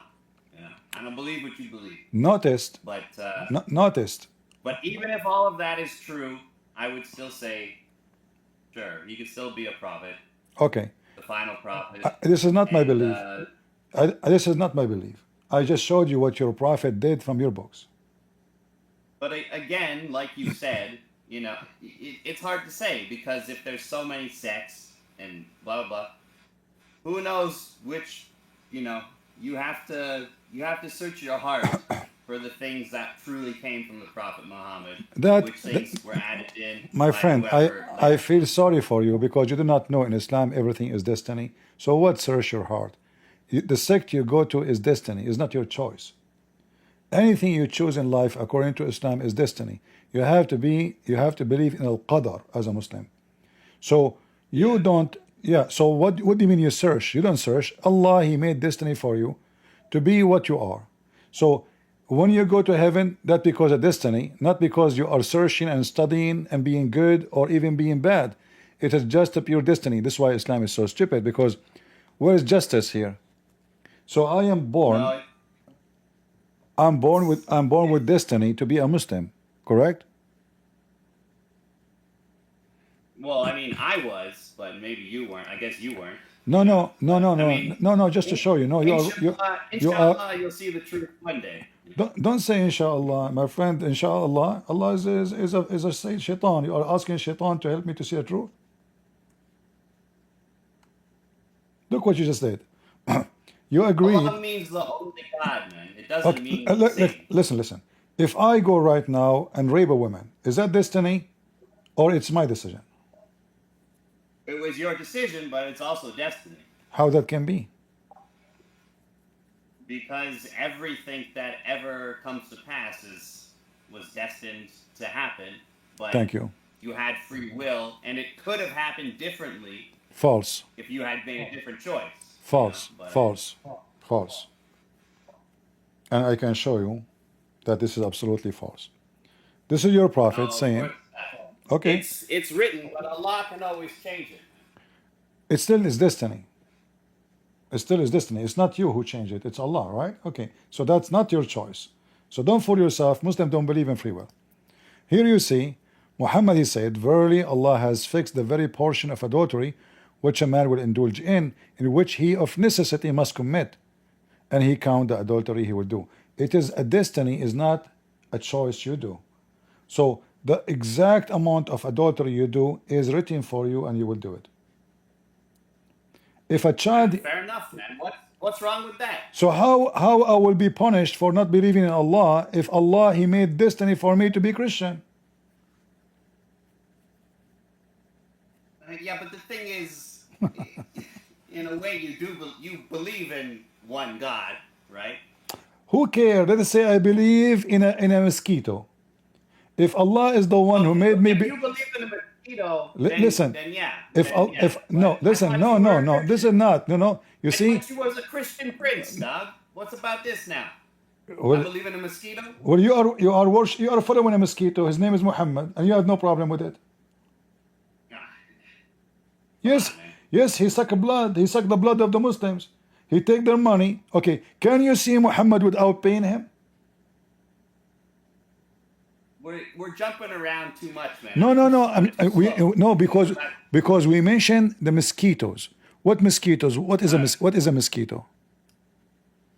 You're the one who said mosquito. No problem. What does the mosquito do? The mosquito will take your blood. The mosquito will take your blood, correct? Yeah. What if I say to you now, if you give me money, I will pray for you and I will purify you. I will pray in your behalf. How that work for you? How if you pay me money, I will pray in your behalf. You don't need to pray. I will pray for you. And then you go to heaven. I will sanctify you. Oh, it doesn't say that though, man. It's in front of you. Read it. Take Sadak Uh-huh. down, right there. Take Uh-huh. Sadak, Uh-huh. their wealth, in order to purify them and sanctify them with it, All right. and invoke Allah for them. All right. Verily, your invocations are a source of security for them. Okay. And Allah is all hearer, all knowing. All right. So now, when I pay Muhammad money, what will happen? Because you paid the money, that's like making up for the fact that you didn't pray and you didn't do it yourself. So I do not need to pray. I just pay money, and Muhammad will pray in my behalf. Correct? No, Yes. but just the fact that you, dude, that's a thing that Allah put in there to make it easy for you. He's trying to give you a chance. You know. My friend, you just said he will pray in your behalf. You said that. I didn't say that.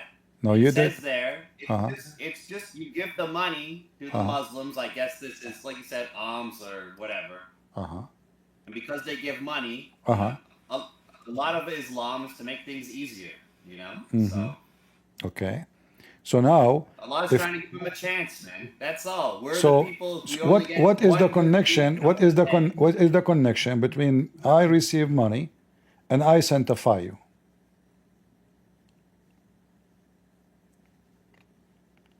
I don't know. The thing is, ideally, All your right. money would go to help somebody in need. Right, right. No, we'll go to the house of Muhammad.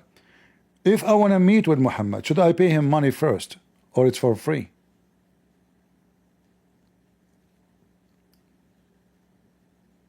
I don't know, man. I don't know. You have to pay him first. Like I said, For how long you are talking to me? Did I charge you anything? Did I ask you to pay me anything? No. no. I'm better than You asked Muhammad. me to. You asked me to come on. Yeah, but I'm paying you. for free. You should be paying me, man. Come Sure, on. sure. I will give you camel urine. Chapter 58, verse number 12. It says, yes, your prophet, he commanded you to drink camel urine. It's very healthy. This is medicine for free. What do you want? My camel is in the backyard. I'm an Arab. Here it says in chapter 58, oh, who you believe, You're an Arab? when you went, yes, when you, oh, who you believe, when you want to consult the messenger in private, spend something, huh? Before the private consultation. Isn't it, this is what, there's a hospital for the rich, there's a consultant for the rich. All the time. What if I am a poor person? Can I consult the prophet? Yeah, of course, man. No, you cannot. No, it doesn't say that. It says, if you want to speak to the prophet in a private meeting, you have to pay fees.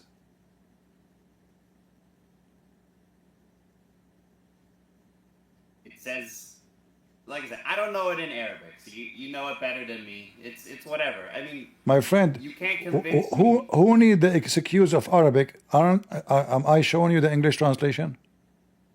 Well, the English translation says spend something in charity before your private consultation. Yeah, but you spend it where? In Arabic, actually, it's more clear. It says, فَقَدِّمُوا بَيْنَ يَدَيَّ نَجْوَاكُمْ صَدَقَةً. So give it to the Prophet. Not spend it buying falafel or something. No, you give it to the Prophet. فَقَدِّمُوا بَيْنَ يَدَيَّ, between my hands, before me. So you want to come to me? So come forward before me. You want to give me money before you speak to me in private. You speak to me in private, you have to pay. Did Jesus said, well, did Jesus I can collect only speak did to Jesus collect so- money for a private meeting? Did Jesus have a privilege for the rich over the poor? No, but When Muhammad Jesus was.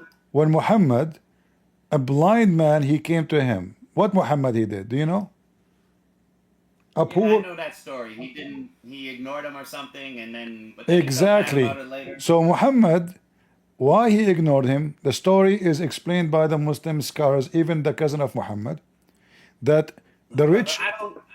the rich men of Quraysh, they were there, and Muhammad, he said to himself, those rich people, they will say, look who is the one who coming to ask him about Islam, the lowest. So what Muhammad he did, he gave him a bad face, and he kicked him out of his house. And then Muhammad, after he did that, people start talking about what kind of a prophet. The same people, the rich people, they said, look what he did. A poor man coming to him, is a blind man. He did not show him mercy.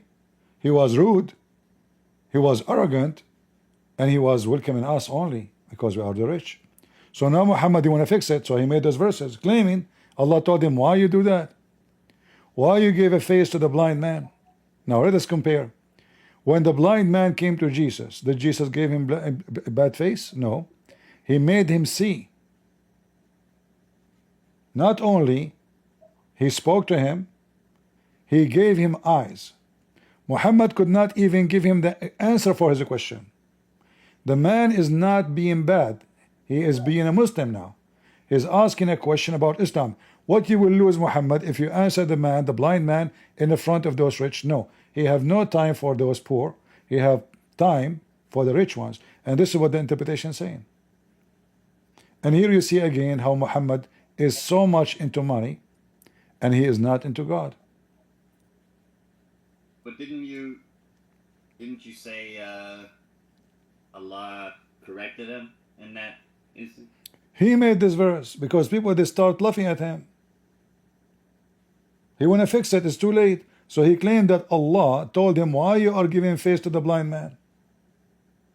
Because people start talking about what he have done. Imagine I have a blind man crossing the street and I make fun of him. People will spit on me. So now Muhammad want to gain back his reputation. So he claimed his God told him this. But obviously it's not. Because why his God did not tell him right away, what are you doing, idiot? Why you are speaking to the blind man like this? Why Allah have to wait? Why he did not rebuke him? Did Allah choose the right person for the right mission? Obviously not, if he chose him. So look what happened. You agree with me that Muhammad, he fabricated Quran, and Allah killed him. You agreed with me that Muhammad did bad things, like going after his own son wife. You agreed with me that Muhammad is allowing bad things like you will not do yourself, like going after children. You agree with me that the Quran says you can beat your wife. You agree with me with everything. Still you say to me Muhammad is a prophet. And let us make you give you the most important question. Can you show me one prophecy Muhammad he said in the Quran to be true?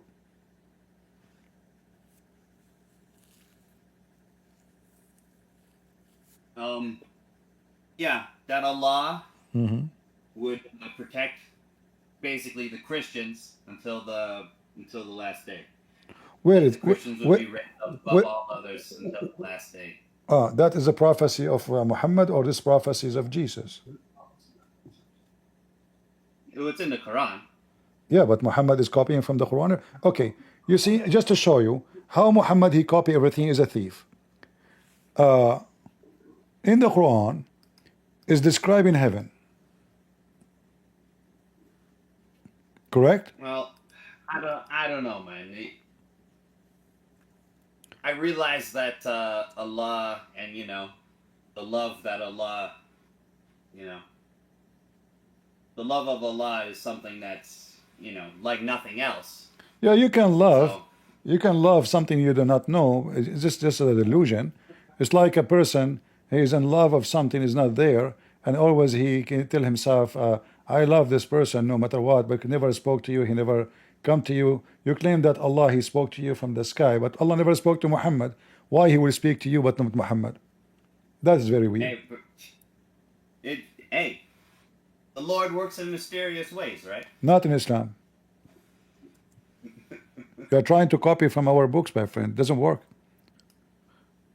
It's all the same God, so No. I don't know what you're talking about. No. Listen, I will show you. Yes. How many time you heard the Muslims saying that Paul is a bad person? I've never heard a Muslim say that ever. You know? Well, But like I said, I'm a revert if you in go, Canada. So if you go, my friend, you are a victim, you know, of the lies of Islam. If you go right now, we will find a billion videos made by I never Muslims. heard. There was never any nobody never told me nothing, man. No, It was just, no problem. and what I told you about happened to me. The first thing that was like that was 21 years ago now. 2 years ago. My friend, is when Allah showed me. it is very possible that you have a maybe suffering from like delusional or you know imagining things, but Allah, as you see, he never spoke to Muhammad. So how he will speak to you? Are you more important than Muhammad?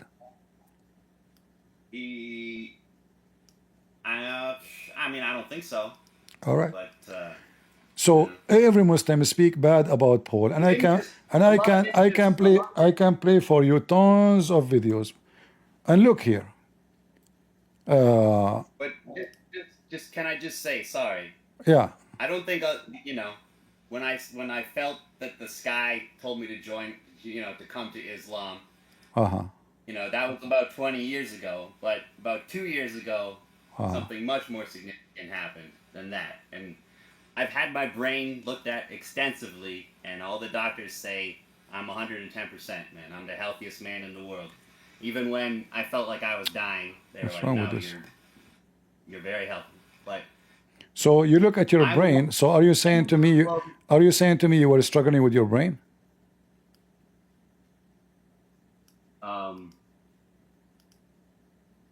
No, I was being tested by Allah, because that's what happens when you become a Muslim. But yeah. What do you But mean? like I said, What do you mean? You said that you check your brain. They told you it's healthy. yeah. Okay. What is Yeah, that? because I was getting tested by, you know, it was just a part of my test from Allah. You know, that was just a part of it, because All right. yeah, people think I'm crazy because Allah sent angels to me, right? Okay. All right. All right. Right? Obviously And you are not. I mean, you agree with me that Muhammad is a liar. You agree with me that he's a cheater. You agree with me that Allah killed him because he fabricated Quran. And then you say to me, I'm not crazy. And then you say to me, he's a prophet. My friend, I confirm to you that you are crazy, because you just said Allah killed him because he fabricated Quran, and yet you say he's a prophet. I didn't say that the whole entire Quran is fabricated. It doesn't matter. That's not what I said. If we have one page in the Quran is a fabrication, that means the Quran is not trustworthy, and Muhammad is not. If Muhammad fabricate Quran, so who we can trust? I mean, he is the one who brought the whole book to you supposedly. Look at this. This is Sahih al-Bukhari. Who is the one who said this statement? Listen. I want to show you something. I want you to be honest with me. Who is the one who said this statement?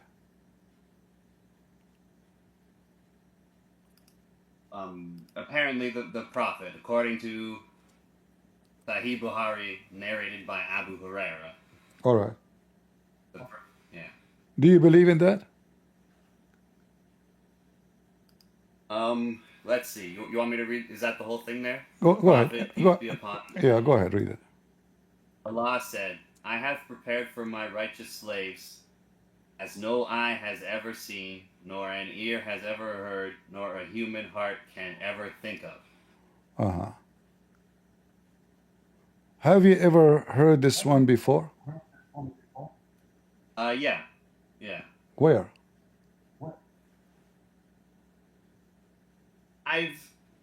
I've read this hadith before. I've spent time on sunnah.com reading sunnah and stuff.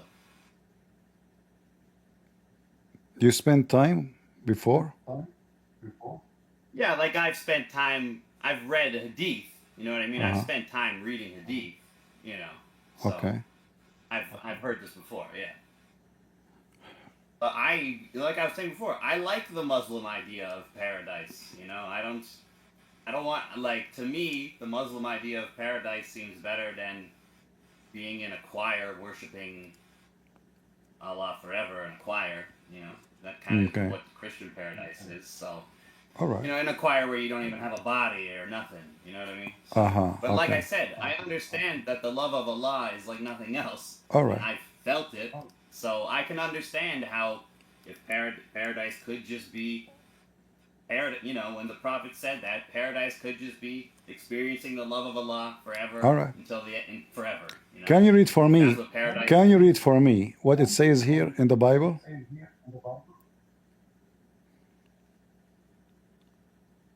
But as it is written, eye hath not seen nor ear heard, neither hath entered into the heart of man the things which God hath prepared for them that love him. Who is the one who's talking here? Paul. Who is the one who's talking here? Muhammad. Who's copying from who? I never said that Paul was copying. No, no. I am saying now, who is copying from who? Who is the one came first and who is the one who came after?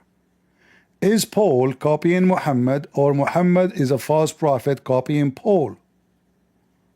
It's letter by letter, word by word. But you believe in Paul. I mean, what's wrong with you? Yes, he is a messenger of God. He's a prophet of God too. So Muhammad he claimed to be a prophet. Muslim, they claim that Paul is a big fabricator, yet Muhammad is copying Paul. I never said that Paul is a big fabricator.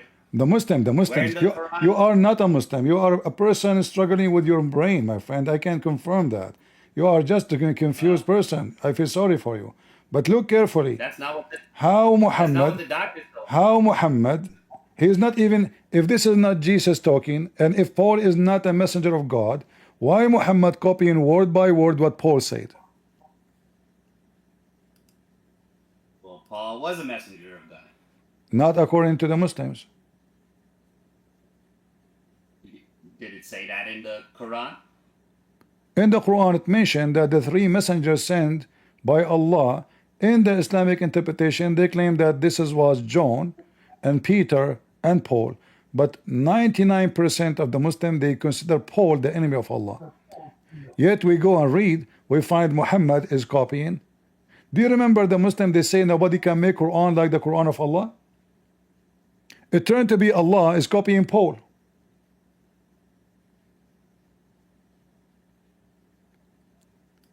And by the way, this hadith is considered Quran. This is not just a hadith.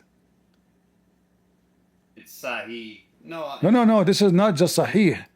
This is not Sahih. This is considered Quran. This is not considered as even hadith. Is considered as a Quran. This is why if you go to Muslim website, they will say Allah said, not the messenger says. قال الله تعالى.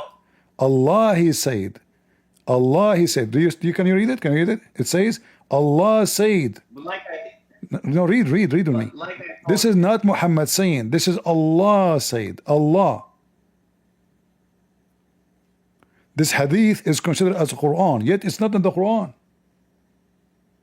Because it says Allah said, not Muhammad.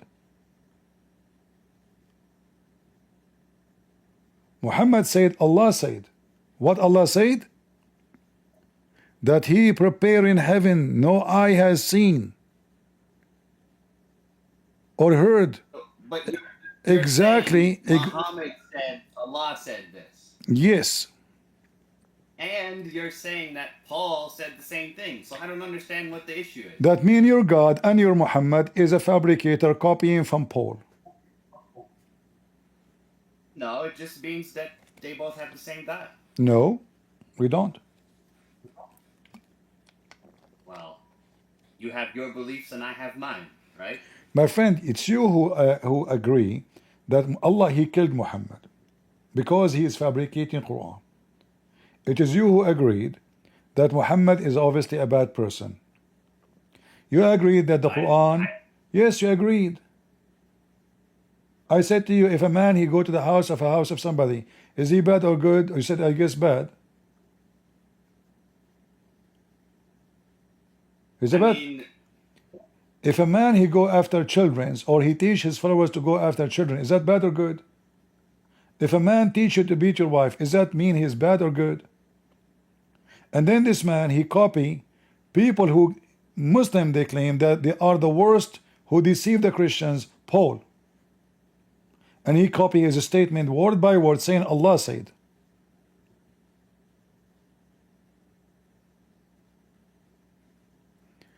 Taran, are you a Muslim, Taran? Hello, yeah. All right. What do you like to say to us, Taran? I have a small question. It's in Sahih Muslim Uh-huh. 1745b. All right. Read it for us. Messenger of Allah, we kill the children of the polytheists during the night raids.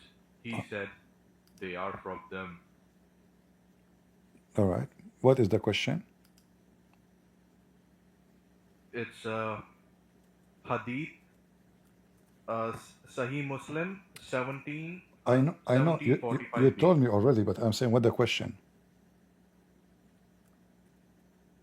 Yeah, so were they allowed to kill children? Yeah, the Muslim sorry, the Muslims they are allowed to kill children, for sure. Why not? Muhammad, he says, "Fahum minhum, fahum minhum." You can kill them. You know, you know that Sam Shamoon guy? What about him? I mean, he was saying that it's fine to kill children the other day on history. You know, if they're like the children of people who are going to continue heresy and blah blah blah. You know, God, you can't act like Christianity is all that much. listen. It's the same thing. God, It's all the same stuff. no. You see, God, he Jesus was a perfect Hold example. on, hold on. And, It's not okay to kill children. No, this is not what the Bible teach. What the Bible teaches that God he command the Jews in certain time because the enemies they are killing them and Okay. killing their children. So no, here it comes. yeah, no, I'm not giving excuse because they killed their children, and this war will be endless.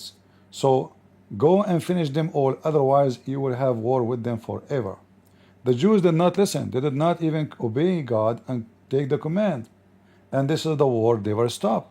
So the kids grow, There you the go. kids go to war, and then your kids want to kill them, and their kids want to kill your kids, and then you kill each other, and you will keep killing each other forever. So it is not about God want to kill children, but God want to finish evil, not God want to kill the children. For those children, they will be the same as the parents, seeking war, for this is what they will learn from their parents. Their parents are wicked. So how come it's not considered the same thing to you in Islam? How come in Islam it's so evil? Because in Islam you attack to kill, not somebody is killing you. You attack to steal, not somebody is stealing from you. You attack to rape, not somebody raping from you. There's a huge difference. You attack, you are the attacker, not the victim.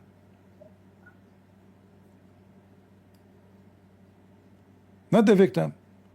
Like the person here before you, when he asked me about the killing the children, why even you are killing the parents? What they did? Nothing. Nothing. Muhammad he attacked them. Muhammad he attacked them just to steal. He's a thief. He want to have more property. He want to have more women and even more offspring to be his slaves. Like as an example, when Muhammad he did attack Bani al-Mustaliq, those people, they were just watering their animals, fighting nobody, unaware of anything. They are not at war with Muhammad. Suddenly Muhammad he attacked them, he killed all the men, and he took all the women and the children, and he raped the daughter of the head of the tribe, even before he take her home, and later he made her a wife. Why? He attacked Bani al-Mustaliq to steal. to steal. He took all their money, all their animals, and he took the human, the women and the children are slaves. This is money. Even a human is money for him, because he will take them, he will sell them. Those are people are not fighting. They are, as you see, even the hadith says they are unaware, they are headless. They were even watering their animals. They are not fighting, they are not at war. He did not send them a warning, listen, I want this from you. They were uninformed of anything. He made an attack of those tribe, attacking their camels. They attacking their camels. What he want? He want the camels. So your prophet is a thief. He killed the men who tried to defend the camels and the tribe, and then he took all the women and the children's. Did the women get raped? Huh? You said he took the daughter of the tribal chief, right? Yes. So she was raped by them, or what? Yeah, he took her to his tent, and then there's a guy, he was guarding him all night. Muhammad, he came out, he said, what are you doing here? He said, you killed her father, her brother, and her husband. She was just a bride. I was afraid she would kill you. So imagine Muhammad, he killed her father, her brother, her family, her tribe, and her husband in 1 hour. And then he took the women. He made a tent at the end, at the edge of the town, after he killed everybody in the town, and he raped the women. And yet they want to tell me that Muhammad is a man of God. He is decent.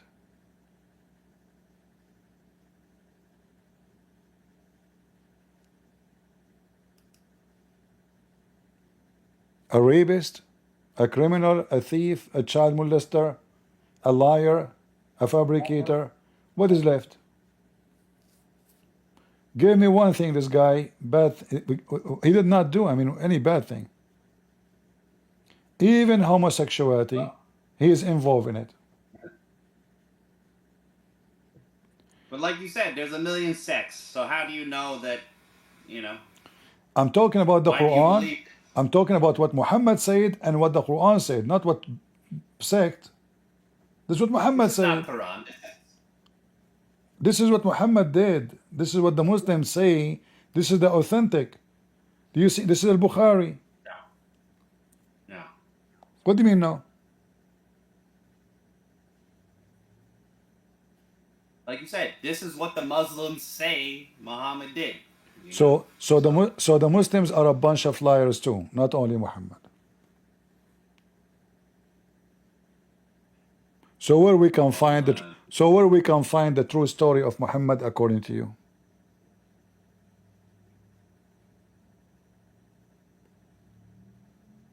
Well, I never said that I had it. I mean, So how all you I so know, how you not know for how you sure. are a Muslim if you know nothing about Allah? What do you know about Allah? Tell me. Go ahead.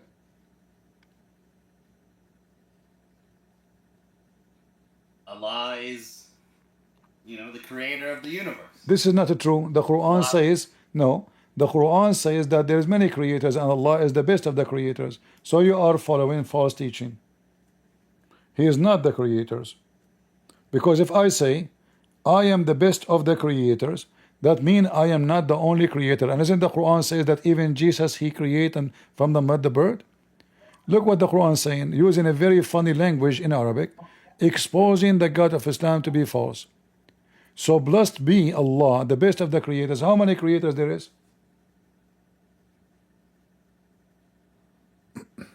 So blessed be Allah, the best of creators. Well, it doesn't give a number. Exactly. So is Allah one of the creators or he's the only creator? You know, could be talking about Jesus. No problem. But that will not make it even better, but that will make it worse. So now we have Allah and Jesus are the creators. You said to me you worship the creator, so you should worship Jesus. No, because you said Jesus could bring forth life from non-life. No, he is Right. he's a creator too. Not only that, Oh. Well, right? Jesus, Jesus could do whatever Allah could do, but he could only do it because of Allah. He could only do it. Let us assume this is true. That does not change anything. That Jesus can do the same as Allah. So now we have two Allah, because if Allah allow other person to be Allah like him, is that proof that Allah is one or two? So if Allah now says, no. okay, if Allah says, okay, Christian Prince, I will make you Allah like me. You can create, you can control nature, you can raise people from death. Go. You can do as I do. That means we have two divine now. For when I asked you, who is Allah? You said to me right away, the creator. So you understood very well that the second you say the word the creator, you mean God, correct?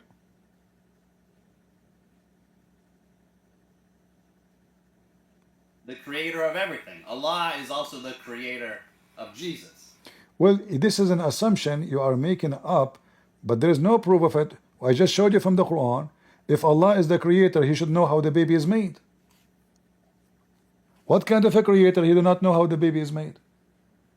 This is simple. Well, I mean, wouldn't Satan also know how the baby is made, or Satan doesn't know that? Hold on, guys. Satan, he knew the baby how it was made, but Muhammad do not know. That means Muhammad is the one who fabricated this from his own. It's not Allah. Satan is smarter than Muhammad.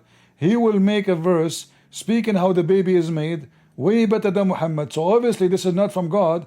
This is just a man. His name is Muhammad. He is trying to take over people, claiming that God sent him. Thank you very much. Satan is smarter than Allah. You just prove that Allah cannot be God, because Satan will not do such a mistake. So Allah is a fictional name. Muhammad he used just to make himself legitimate, to be the one to obey. Give me your wife, give me your money, give your children, let me F them all, sleep with me, hang up with me, pray for me, bow down to me. I am your God, Muhammad. Even he changed his name from Mudhammam or Qatham into Muhammad, which means the praised one.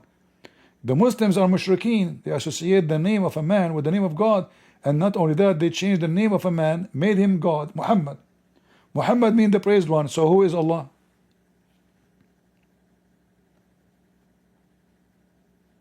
I thought the praised one is Allah. Allah is the only one worthy of worship. No, I'm asking you a specific question. Focus with me. Who is the praised one? Allah or Muhammad? Allah. So why Muhammad have name Muhammad? This is what Muhammad means.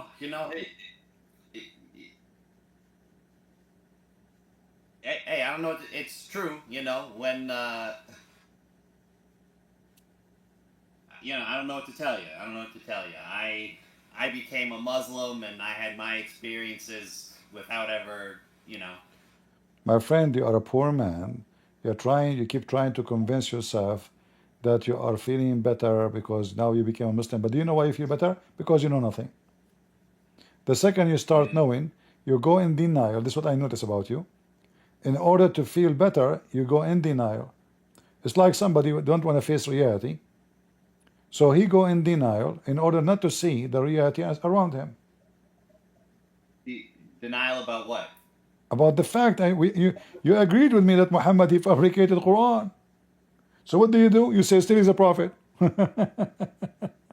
You agreed with me that Muhammad Allah killed him because he fabricated Quran. And what do? You say okay, still he's a prophet. Like, how in the world he is a prophet and you agree with me that Allah killed him because he fabricated lies about Allah? Is killing him a punishment? Allah would do that. Huh? Because he said that's what Allah would do, and Allah did it. Exactly. But that means that Muhammad, he proved to us from his own lies that he is a liar. So what happened? But also that he's a prophet. No. Let me explain. Let me explain to you. How is a prophet if Allah punish him for his being false prophet? Why Allah punish him? Because he's a false prophet. You say to me he's a prophet. So what happened? Muhammad, he fabricated a lie. He never thought for a second that he will die in such a way. So he said, Allah said, if Muhammad is fabricating Quran, because people, they are accusing him that this is fabrication, I will do this to him. But Muhammad never thought for a second that he will end dead in such a way. That's why he said this: if Muhammad is fabricating Quran in our name, we are going to grab him from his right hand, and certainly we are going to cut his artery. Muhammad made up a lie. Allah will kill me in such a way, and I believe my Lord, the Messiah, he caused Muhammad to die in such a way to show us the truth that Muhammad is a fraud. And I prove it to you. I caused him to die in such a way. In fact, the woman, she gave Muhammad the poison. Muhammad, he said to her, He was a Jew. And what do the Jews believe about you? hold on, this is not actually the question now. First of all, most of the Jews are Christians. Most of the Jews are Christians already. Most of the Jews. I can say more than 95% of the Jews. There's only a few millions left of the Jews are not Christians. The majority already are Christians. All right. But look, You make a good point there. the women,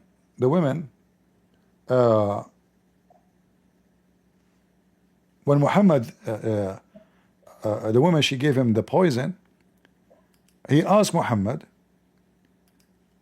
Muhammad, he asked her, why you did that? She said, well, if you are a king who is trying just to seek, his own glory and to be like a king, to take land, and then God will not protect you and you will die. If you are a prophet, God will protect you from my poison. What Muhammad said to her, Allah will not allow you to do so.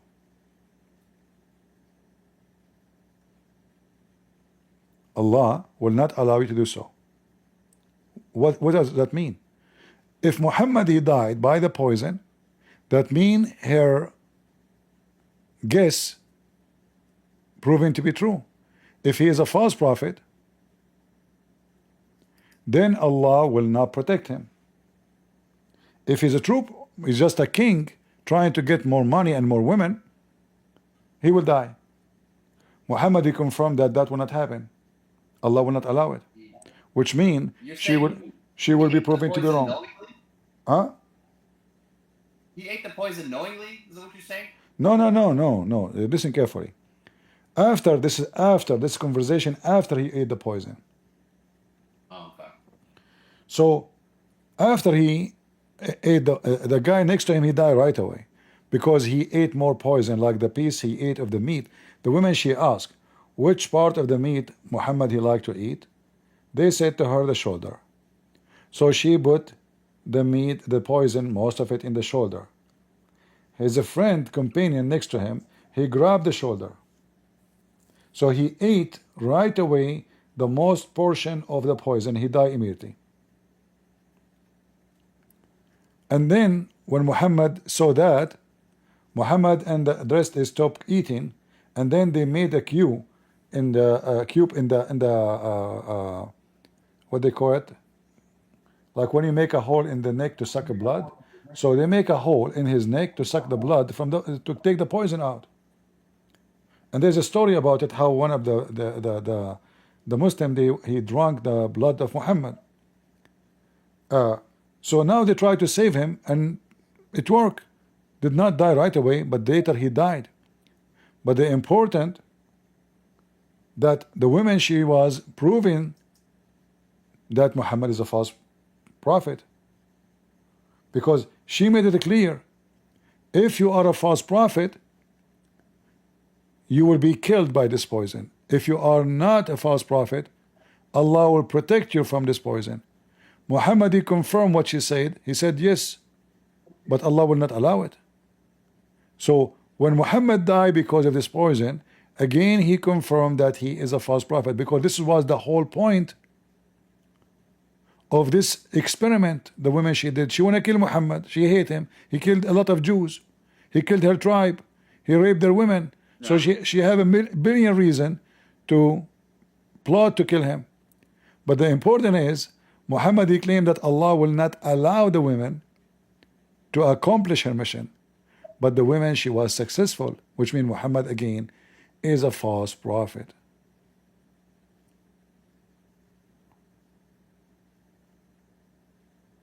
Right?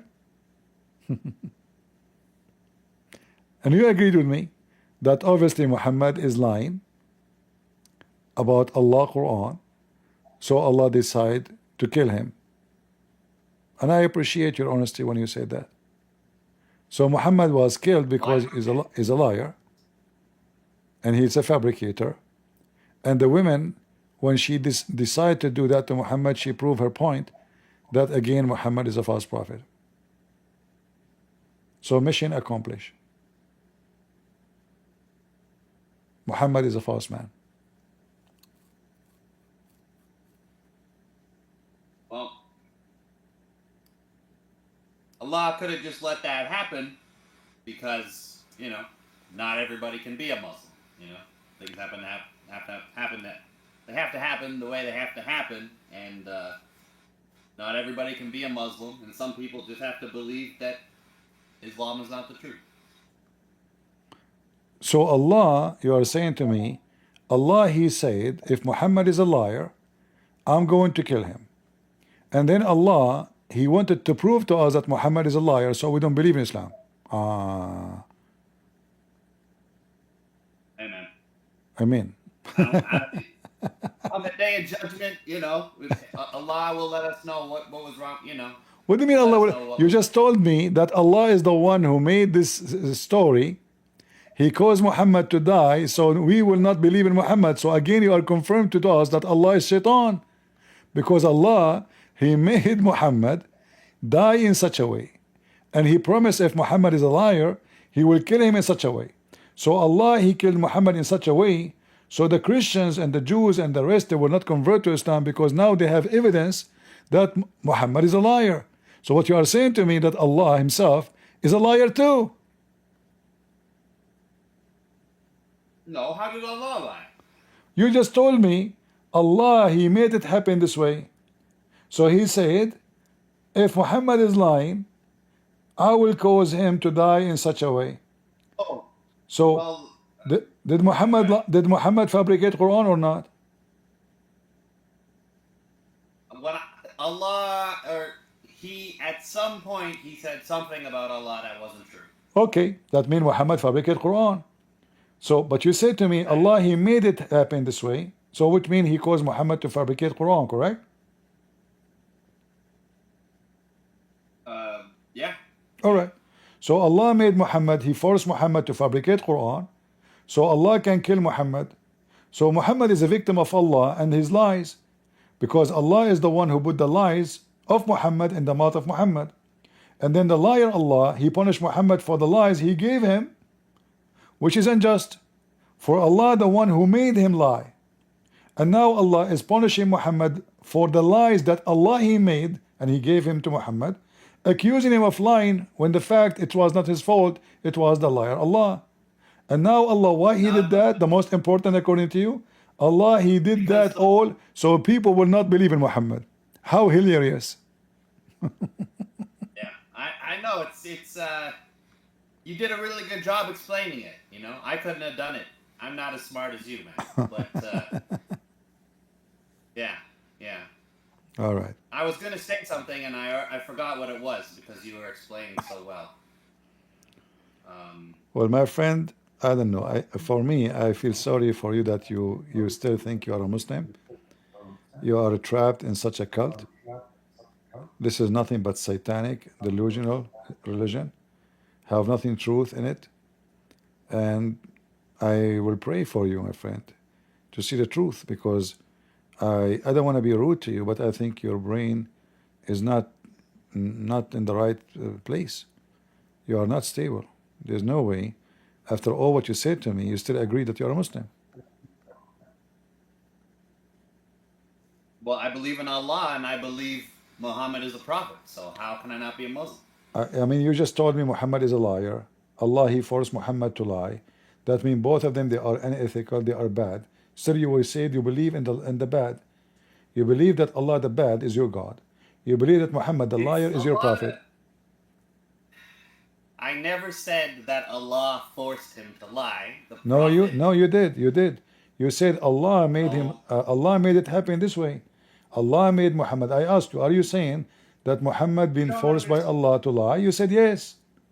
I said to you, are you saying Allah made Muhammad lie? You said yes. But the Prophet still made the choice at the time to say whatever he said. Okay, that means both of them they are guilty, because now you are saying that both of them they are lying to us. Allah and Muhammad they are partners in lying, and yet you claim that Allah is God and Muhammad is a prophet, What's but both are a bunch of liars.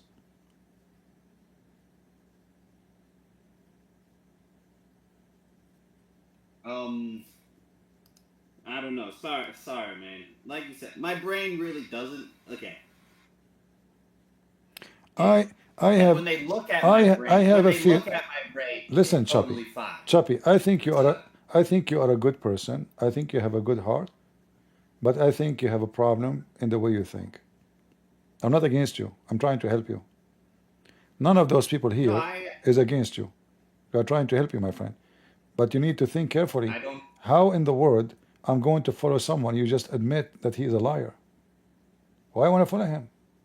That means everything he say to me, it might be a lie. The heaven, the hell, the things he claims to be true. How I can believe in a liar? That is not godly. Well, because life is a test, and you also have to follow the examples and what the other prophets How did. life You is a know, how life and is a test if the liar himself is Allah. That is not a test. That is deception. You see, if now well, I mean, if I trust Jesus to be the person teaching me the truth, and then why I want to trust Jesus? Well, Jesus says never lie, never kill, never rape, never steal, never wish a woman she is not yours. But then Jesus he go and do the same exactly he told me not to do. Then I'm not going to follow him. So no. Jesus wouldn't do that. exactly, thank you very much. Why Jesus will never do that? Because he is the truth, not Muhammad. So you agree with me, Muhammad will do that. And he did. But Jesus will never do that. So my friend, wake up. That the one we should follow. Why I want to follow someone he do that, but I will not follow the one who never do that. The trustworthy is not Muhammad, obviously. He go after his own son wife in the house of the husband. That is Well, a I do behavior. follow. That is a behavior of a coward, not only a filthy man. It's a cowardly behavior to go to the house of a married woman when the husband is not there, and you flirt with the woman when the husband is not. This is a cowardly behavior. Not only is not ethical, it is a coward behavior. What about you flirt with her in front of her husband? Like as an example, a man he came to Muhammad and he offered him to F his wife. The coward Muhammad, he did not dare to do anything. Imagine how coward Muhammad is. After he left, Aisha, she said to him, this guy, he broke into our house. And he said to you that I want to have your women. How dare him to say that? Do you know what Muhammad said? أحمق مطاع. He is a fool. We have to obey. And as you see, he is the leader of his tribe. Look at the coward. The man, he want to F his wife. Just because he is the leader of his tribe, he said, as you see, he is the leader. We have to obey. If he insists to F you, well, he have to F you. The man, he broke into the house. He broke in. He did not knock at the door. And this is why in the Quran there's a verses about it. If you go to chapter 33, verse number 52. What was that about? It's about this guy who came to Muhammad. He broke the house door. He entered in. Muhammad, he said to him, shouldn't you ask for permission?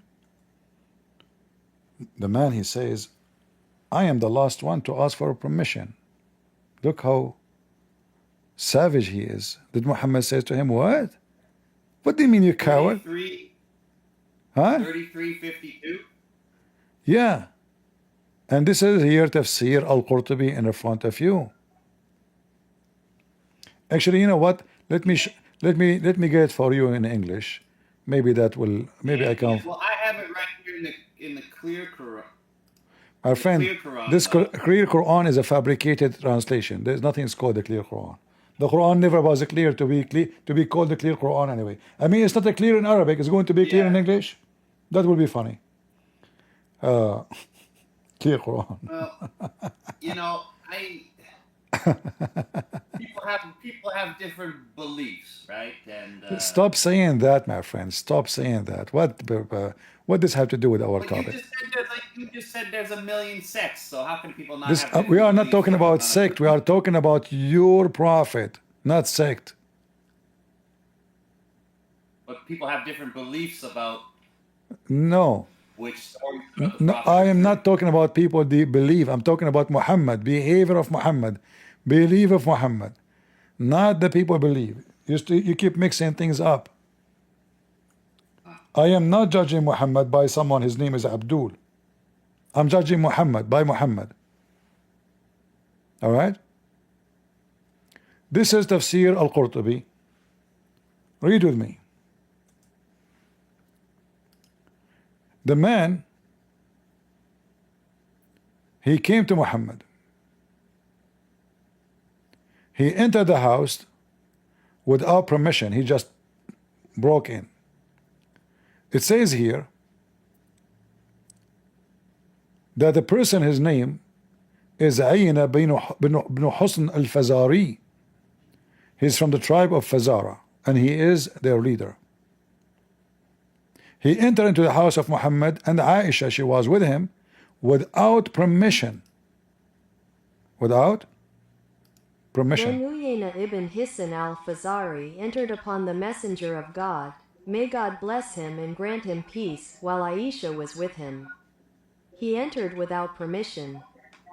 So Muhammad in the bedroom with his wife, the guy, he break in and he get inside. And then Muhammad he said to him, That's not in the Quran, though. this is the verse about this story. So Muhammad said to him, "Oh Ayina, why you are doing that? Shouldn't you ask for permission?" He said, "I never ever I ask permission from anyone to get anywhere, even from mother. Never. I mean, who are you to ask permission? What are you talking about? You? I will ask permission to enter to you. He enter Right, any because house. Listen, He's the leader of the tribe, sort of thing. Right? but Muhammad is a prophet, and he entered the bedroom of Muhammad. And then Right, but look the other guy is what the leader happened. of the Listen, tribe. the story is not over here. He said to him, "Oh, who is this blondie next to you?" Muhammad, he says, "Oh, this is the mother of the believers, Aisha." The guy is asking what? Who is this blonde woman next to you? He said, Wasn't who Aisha is this black? red-skinned woman next to you? The messenger of God, may God bless him and grant him peace, said, Red-skinned this is Aisha, the mother of the believers. Look what he said to him after Muhammad said to him, this red-haired woman, she is the mother of the believer. He says, shall we exchange women? I give you a woman, you give me yours, you give me your wife to F her. Can you believe it? He said to him, shall we exchange women? I give you a And I woman. believe. It's in front of you. This is Yes. this is yours Islamic books. This is the official government. I can believe. Huh? I can believe that a man was like that. Yes, I can believe a man was like that. But do you believe Muhammad is so coward to stand for his wife? Imagine a man he break into my house, I will shoot him dead. Imagine a man he says to me, I want to F your blonde wife in front of me. What country are you in, brother? Where are you? Don't right change now? topic. And look what happened. So he said to him, shall I give you a woman, the best woman I have, and you give me this Aisha? Muhammad, he said to him, "Oh Aina, this Allah, he forbid that. It's forbidden, haram. We cannot do that." Muhammad did not even dare to get He angry. said, "Shall I not give you the best of creation?" He said, "O Uyayna, God has forbidden that." He want the wife of Muhammad. When he left, Aisha, she said, "Oh Messenger of Allah, who is this? Who is this?" Muhammad, he says, "As you see, he is a fool we have to obey. As you see, he is the leader of his people." So Muhammad was doing poo-poo in his pant because this guy is the leader of his people. He did not dare to say to him, "Shame on you, get out of here." Right. He said, when he went out, Aisha said, "O Messenger of God, who is this?" He said, "An obeyed fool, and as you can see, he is the master of his people." So while Muhammad was behaving, even the man he asked him to F his wife in front of him, he broke into his house. Because as you see, he is a fool we have to obey. Translation is not accurate. أحمق مطاع. He is a fool, should be obeyed, to obey. So if he insists to take you, I cannot stop him. Aisha, she was wondering, what kind of a man he speak to you in such a way, and you are the Prophet of Allah? He told her, well, as you see, Right. what we can do. It's not like Islam was, I don't know what the setting is there, you know what I mean? But I feel like it's implied that the Muslims weren't really in control at that time, you know? But I don't So know. Muhammad is a brave, Muhammad is a coward. He don't defend his wife and his honor because he is weak. So now if there is 10 men coming to me and I know they will kill me anyway, should I stand and But it defend was- my honor? Huh? What do you think he should have done? You think Muhammad should have just killed the guy? At least scream at him, at least rebuke him, at least kick him out. But he's the leader of the tribe, and So what? It would be, So what? but it would be detrimental to Islam and the Ummah probably if Muhammad did So that. so he That's that means he don't trust Allah, that Allah will protect him. Right? The guy will finish Islam then. He will kill him, he will rape Aisha, and Islam is finished, correct? But did he? He just left, right? It says he just left, right? So Yeah, but this is because the Muhammad, what if he decide to take her? Muhammad, he says, is a fool we have to obey. yeah, but he didn't do that though. What if he insists? But he didn't, and the Prophet was just trying to impart a lesson. It's just a teaching. It's just a lesson, and life is a test, man. Life is I don't know what the so whole- so I look don't know what the so huge look issue no, is. but let me show you. So now Muhammad, he go to the house of his own son. Listen, Do listen. you know what political? Listen, Do listen. you know how much power the government has over Listen, you? and listen. people of Don't go. authority? I mean, you You see, can't do nothing. my man. friend, no, I can do. I can comes to do. your house, Even if the whole comes to government your in the house. world, they come to my house to rape my wife, I will die before that happen. Don't tell me government. A man, he will never let Yeah. such a thing happen. You'll Listen die, carefully. your wife will Focus die, with, focus your with kids me. will die, you'll all fucking die like Waco, man. You You are can't do nothing against the you are government. you are wasting my time. Sorry. I will continue without you. Thank you for joining us, guys. Listen carefully. Muhammad, he go to the house of his son, flirting with the wife, because the son, he's a poor guy. His adopted son, he was a slave. So Muhammad now in control of the man. The man is just a potato. He don't dare to go against Muhammad. Muhammad is safe and secure that this guy who he adopted, he's a slave. He will not kill him. There's nobody. But Muhammad himself, when a man, he come to his house to F his wife, he don't dare to open his mouth. So Muhammad want to take the wife of somebody. He flirt with the wife of somebody. And that body is his son by adoption. A man, he come to Muhammad's house and he flirt with his wife in front of him. Muhammad excused to the man, oh, she is the mother of the believers. He did not dare to say, she is my wife, you idiot. Get out of here. Oh, she is the mother of the believers. The guy, did he stop? He says, so what? I will give you in exchange a woman. You give me yours. Give me a woman, I will give me her. I will give you something very beautiful.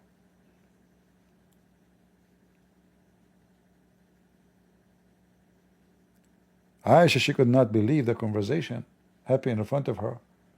What Muhammad's excuse is? Well, as you see, he is a fool we have to obey. He is the leader of his tribe. So when Muhammad is the leader, he raped every woman, every woman. Muhammad here in this story is the same as this guy. He's a gang leader. So when Muhammad is the tail, he bowed down. When Muhammad became the head, every man have to give him his wife. So imagine those Arab, they used to go from house to house, taking the wives of others.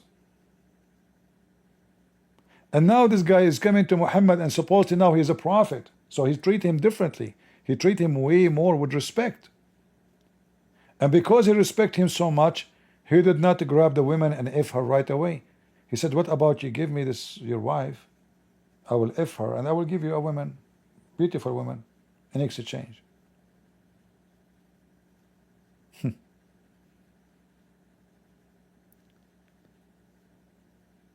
Why Muhammad did not remember that it's forbidden for him to have sex with married women when he did that with Zainab, the wife of his son? Very coward person. Very untrustworthy. And then our friend here, Chappie, he keeps saying to me Muhammad is a prophet. And then he want to talk about the government controlling people.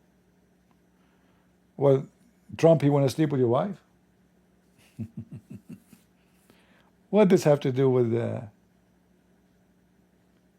even like if a Trump he try a woman she accused Trump that once he spanked her butt 50 or 55 years ago, she go after him to court and she forced him to pay a lot of money and almost he went to jail. Even there's no proof of the story. What government?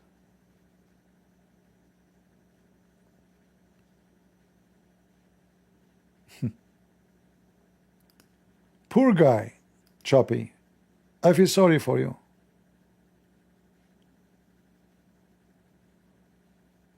This cannot be a godly man. This is an evil man. Do we have any Muslim like he can do better than Choppy?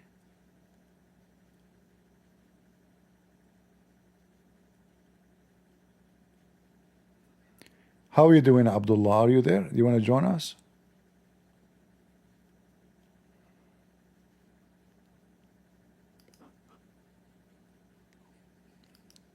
Slave of Allah?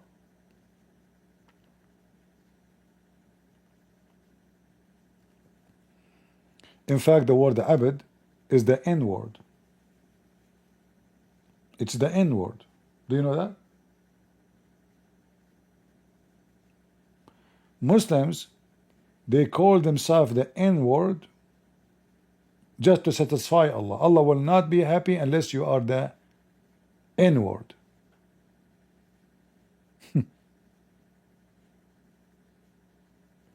The Muslim will translate that as a servant, that which is false.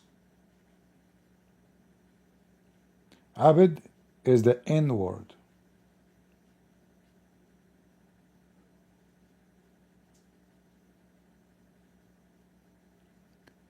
Any Muhammadan?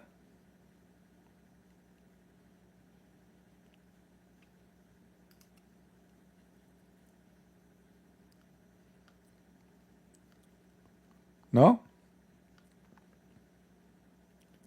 Not too many customers today.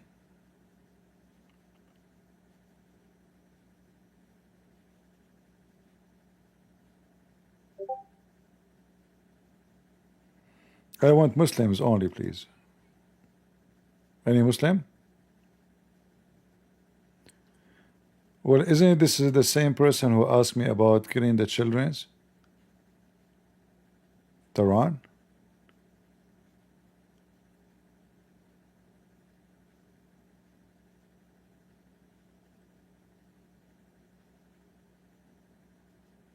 Is he the same person?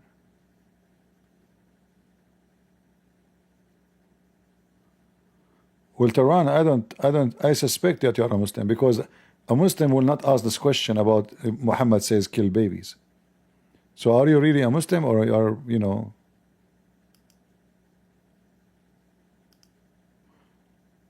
you are agnostic?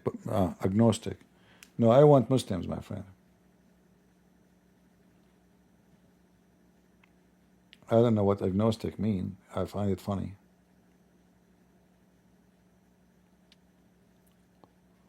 Any Abdul?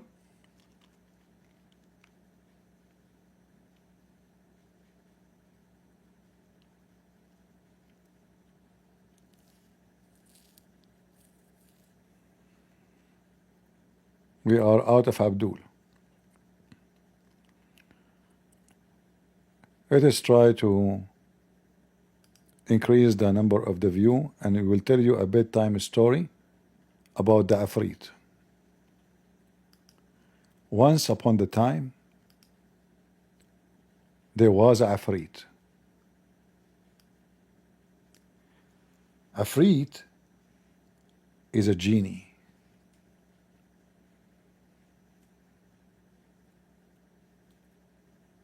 He's fast.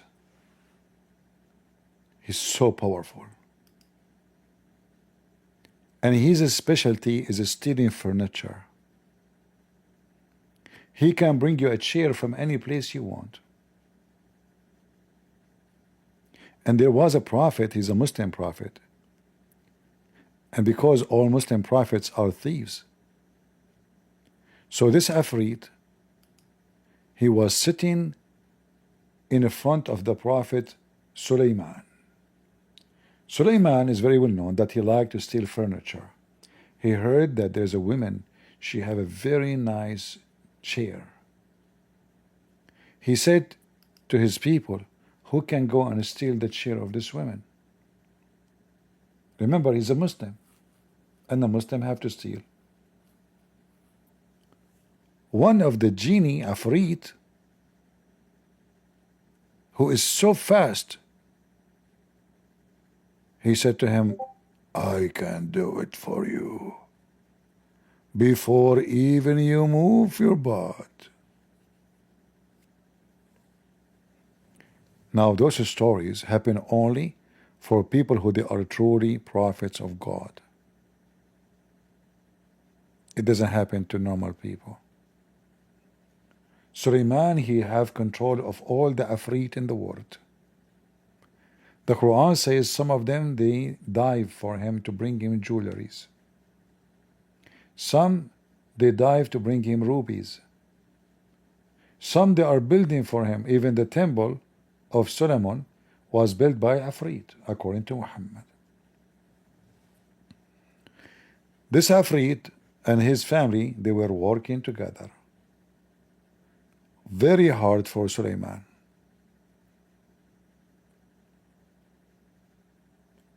Isn't it, this is a beautiful story coming from the true prophet of God?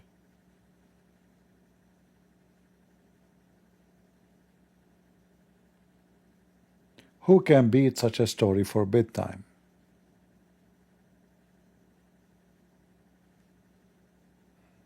Any Muslim? Who is the Muslim believe in this story that Sulaiman, he have a flying carpet, he have a ring, he controlled the world with it. Once he went to the bathroom. In the bathroom, he don't take the ring with him because it's the ring of Allah. He gave it to his wife. Her name is Jarada, which means lactose. And when he was in the bathroom doing poo-poo, Shaitan, he come in the image of Solomon, and the wife, she gave him the ring, and then Shaitan become the king. And then when Shaitan become the king, he command the soldiers to kick Sulaiman out of the palace. And nobody recognized Sulaiman no more. Then Shaitan, he start effing the wives of Sulaiman. Non-stop effing. He's so good, not like Sulaiman. The wives, they notice after many days of effing that this person who looked like Sulaiman is so good in bed. And they notice this is going to be true. Something fishy about him. How come his penis never go limp? He act like a pimp. There again, there again, there again, there again. So they told the elders of the kingdom. Shaitan, he noticed that now they knew about him. Uh-oh, my cover is up. So Shaitan, he went and he ran and he threw the ring of Suleiman in the ocean.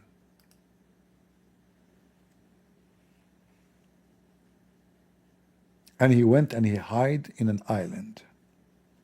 At this time, Suleiman became homeless, far away from his palace. Once Suleiman, he went to the seaport, and there is fishermen sitting and people buying fish.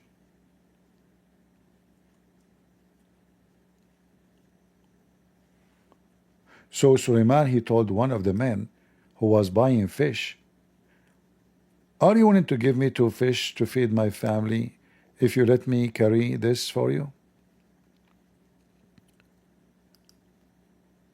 The man, he agreed. So when they arrived to the house door, the man, he gave Suleiman the fish. He agreed upon 2 fishes. Suleiman was so happy, he took the fish and he went back home. But brothers and sisters,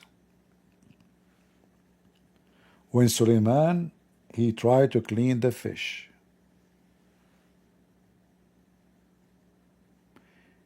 he found his ring inside the fish.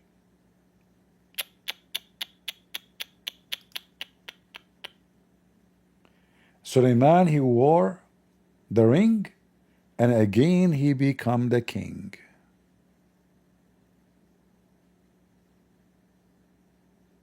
How in the world this is not from God? Hmm?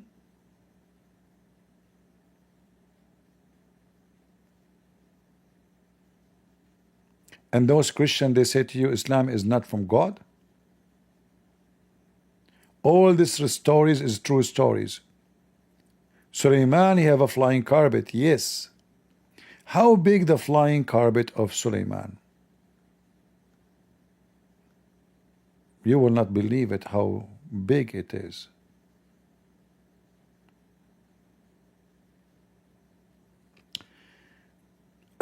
This is the description of the flying carpet of Suleiman, as you see in the front of you.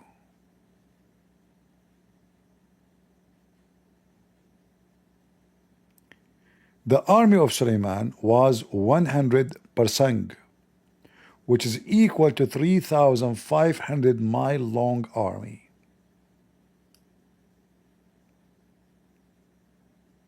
All of them, they fly in the top of the flying carpet. This is the length of the army, not the width. We do not know the width yet. 3,500 mile long, the army of Suleiman, in the top of the flying carpet. 25% of this army, they were a human. 25% of them, they were genie, like the Afrit we showed you, the blue one. 25% they were desert animals. 25% they are birds. 1,000 houses of glasses were made above the flying carpet, the wood. In them, 300 wives and 700 slave girls. All of this in the top of the flying carpet. And those Christians, they say to you that Muhammad is a liar. Are you still convinced Muhammad is a liar? Do you know how the Israeli, they were able to attack Iran in the last month? They have pieces of the flying carpet of Suleiman. It's called F-35.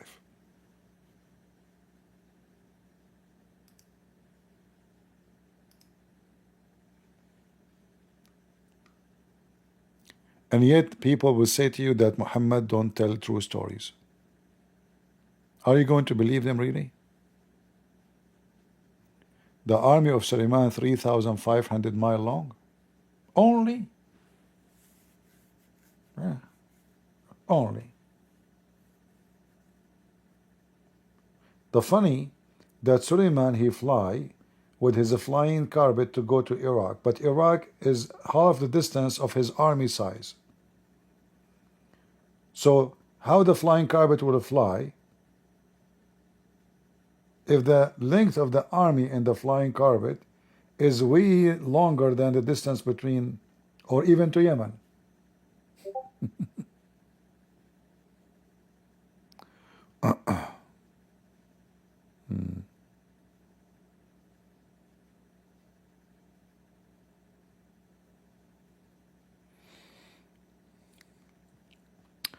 I recently debated, did poo-poo into Muslims? Okay. Well, maybe next time, my friend. Like now, I'm going to leave because this is why I'm reading a story, bedtime story, so we can sleep and we have a nice time. You know, it's good to hear those stories. They make us relax. How many of you like to have a flying carpet like Suleiman? Be honest with me. I know most of you, aren't you? Me myself, my dad, he used to have one. When I was a kid, I used always to steal it and fly with it. But then what happened? My dad, he joined Al Qaeda, and then he used it for suicide bombing, and boom, we don't have it no more. Alhamdulillah. Smash Allah. Otherwise, I will never pay for airline ticket. I will never pay. I will never even go to the customs. You know, the stupid things. Take off your shoes. Just go to the flying carpet and go. Always I used to do that. I remember once I took the flying carpet. Maybe I should not tell you this story because it's hard to believe. I know you will not believe me, even though it's a true story. I took the flying carpet. I went to Galaxy. It's called 7-Eleven. In that Galaxy, there is shelves. There's cookies. There's toothbrush. There's Pepsi Cola. There is, you know, I mean, it's called the Galaxy 7-Eleven. At that time, nobody knows about this Galaxy. It was my discovery using the flying carpet. It took my flying carpet a very short time to go there. 12,000 years in the speed of light. It was very easy. I did not even stop once to even fill up a gas because, in case you do not know, it is self-sufficient work by wind. The flying carpet fart, and that fart pushed the flying carpet. I asked the flying carpet once how you can do fart. She said the secret is beans. And now we know why American, they eat a lot of beans so they can fly. But don't tell that to anybody. The story about the flying carpet is astonishing. In fact, Prophet Muhammad, he was able to find out where gold and silver grow. I never thought about gold growing somewhere until Prophet Muhammad, he told us.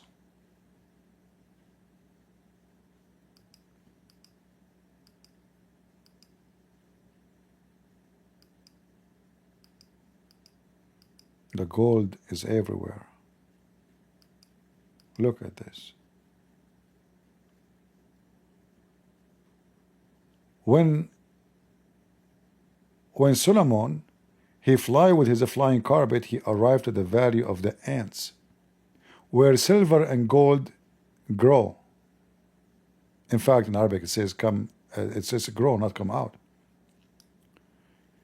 Imagine that gold and silver, they are grown. Actually, here it says grown. Read. There is one valley of Allah where silver and gold is grown. Now, many of you until now do not know that you can grow silver and gold. And I understand you are ignorant. You are not educated. This is why you do not know this information. This is why attending my session here will make you rich. Imagine if I tell you the secret about how to grow gold and silver. Be honest with me. None of you even will work for a day. You will be rich. You will hear what you need to do. You need the following. Take notes, please. You need ants. Very important, ants. That's why they grow in the valley of the ants. Because the ants' existence is very essential to grow silver and gold. So what you need to do, guys, are you taking notes? You bring some sugar, a lot of sugar, and dump it in your backyard. That will bring a lot of ants. The more sugar you spread, the more you will make your backyard a valley of ants. The second you have a valley full of ants, that is when gold and silver will grow. Why? Because ants, they shit gold. They shit it together, and those ants, some of them, they will grab it and make it like balls or even rocks. Then your job is so easy. Collect it, set it, and be happy. I hope this secret I told you will not share it with everybody. This is only for those who come to our channel. This is a true story, proven to be scientifically true. And yes, gold and silver, they grow. This is why the son of Trump, he keep talking about buy gold bars. Do you know why he said bars? Because there's a valley, it's called Barcelona Valley, full of ants. He got his gold. How his father get rich? Why the son of Trump, he keep talking about buying gold? Because simply, in their house in Florida, there's a lot of ants, crazy ants. And you will see that the Trump house, always there's trucks coming in and dumping sugar. They dump sugar, the ants come from everywhere in Florida, his house is covered, even his kids became blonde because those ants are red, not black. Why they are red? Remember, they shed gold, so they are going to be red. This is why their shit is red. It's a red gold. The silver one is different kind of ants who they shed silver. Those are gray ants. So you have to be careful which one of ants you want to invite your house, and that will control the color of the material or what material you will have. If you want to bring plantium ants, they will shed plantium to you. So you choose. I have to be honest with you. I do not need money no more. I have a lot of ants in my backyard.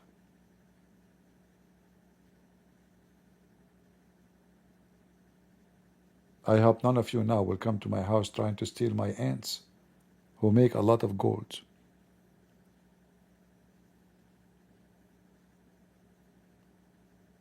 How Prophet Muhammad knew all this information. It's so beautiful. And this is why Allah, He protected this gold with the weakest creatures like ants. And if a powerful army want to enter, good luck. The ants will eat you alive. A billion trillion ant, brother. No army can get in. Look at the wisdom of Allah. Ibn Babawayh, according to reliable chain of narration. Guys, do you see the word reliable? This is reliable. Just take a note, please. When an ant conversed with others, the wind took her conversation to Sulaiman.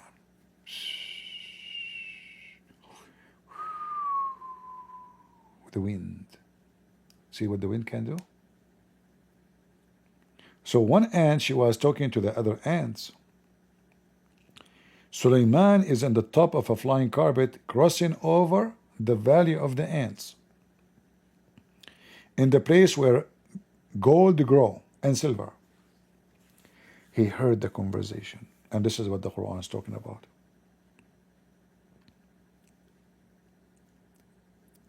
And those Christians, they say to you, don't believe in Muhammad, he's a false prophet. How many of you now, you feel being touched by the story, and the wisdom of this story, the truth of this story? Do you really still don't want to believe in Prophet Muhammad? What's wrong with you? Well, if the ant is black, they are going to do, black material. As an example, black label whiskey. In this case, you can milk the ants, like you make the ants stand on a table, and you squeeze her nipples, and the black label whiskey will come. All right? So you have to be careful what kind of ants, because even bitcoins, how bitcoins is made now? In the valley of the ants of bitcoins. So there's a tribe of ants, it's called Bitcoin ant. Those, they shit bitcoins. This is what they say to you, they are mining bitcoins. What do you mean mining? They are digging in the valley of the ants, looking for the shit of those ants. All those stories is Prophet Muhammad, he knew about them before anyone. So Suleiman, he asked the strong wind to stop, like stop. He was flying, top of flying carpet. He told the wind, stop. And Suleiman have a command over the wind and the flying carpet. And he called out the ant. Ant. I mean, imagine he called one ant out of a trillion billion ant. So he called out the ant, not all the ants, one ant. It came to Suleiman. The ant, she came to Suleiman. She knew he's calling her. He said, don't you know that I'm prophet of Allah? And I do not oppress anybody? The ant said, yes, I know, Suleiman. Suleiman said, then why did you scare others from me and order them to enter their holes? The ant, she said, I was scared that when their vision fall on you, they will become fascinated at the beauty of this world, and they will be away from Allah. Look how sexy Suleiman is. This ant, she was worried that the other ant, the second they see Suleiman, they will start touching themselves. He's so pretty. Our ants, you don't know them, they are so horny. So I was so worried. If they see you, they will be astonished with your beauty. Our ants are very known to be horny. That's why I told them, hide. Otherwise, Suleiman will crush you. She don't mean a crush in the meaning to smash you. No, will crush your heart. At that time, all the ants, they were females. And you know females, And Suleiman is very handsome. Not like me. Little bit close. But he wish. So this ant, she refuted Suleiman. She said to him, it's not because I'm scaring them, but you are so sexy and you know it. And those are just poor ants. You will break their heart. And then Suleiman, he said,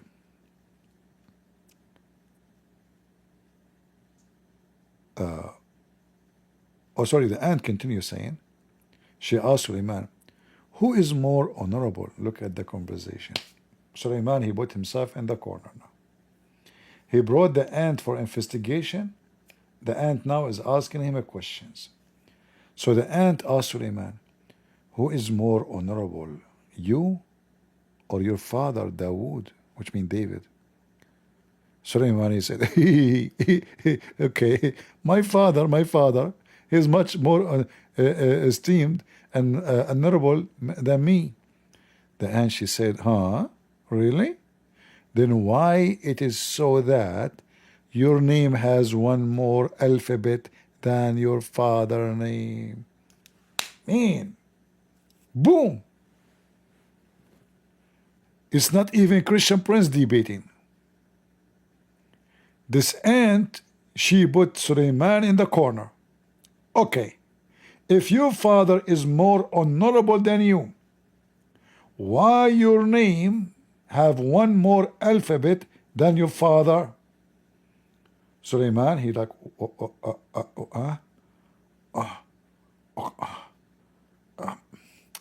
no, I'm not sure. And here you see Suleiman here is so confused. So Suleiman said, I don't know. The aunt said, because your father did tarak al-wala, and due to that, he had an injury in his heart. And we cured it with the love of Allah. And due to this, he was called Dawood. This is the reason of Dawood.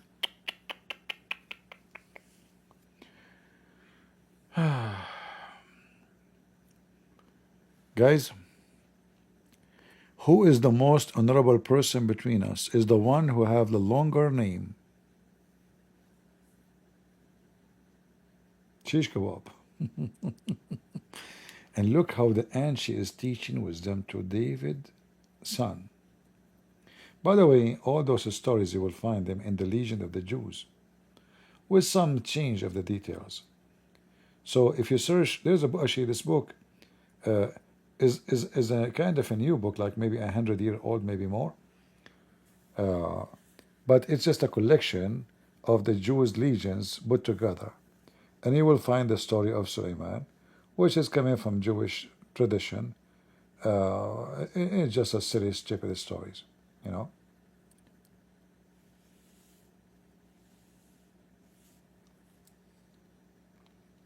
If you want to have a son, you better give him a name, have like a train name, like 100 letter, because that will make him more honorable. Short name is a problem. All right. So all those stories, as you see, and look here, the conversation is really getting so exciting. Look. And then the aunt, she said to him, do you know why wind is made obedient to you among other creatures? This aunt, she knew everything. Suleiman is the prophet of Allah. Allah taught him every wisdom you can imagine, and the aunt is now putting him into test. And turn what? Suleiman is just an ignorant idiot. The aunt is asking Suleiman in the corner, do you know why the wind is made obedient to you, Solomon? Among all the creatures, how come only you?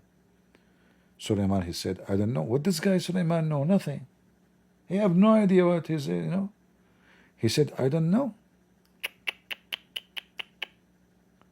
The ant said, because you should know that your kingdom will be obeyed and not really rely on it. What that? Destroyed. And not rely on it.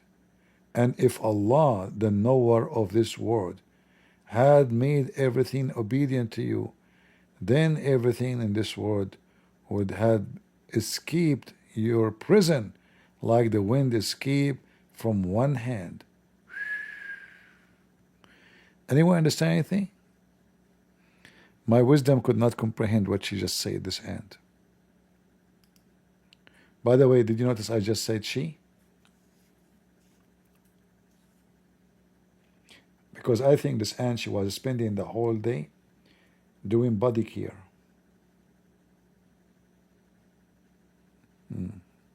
Because those questions is coming from someone spend the whole day doing body care and manicure. That's deep. How the ant, she knew those stuff, and Suleiman don't.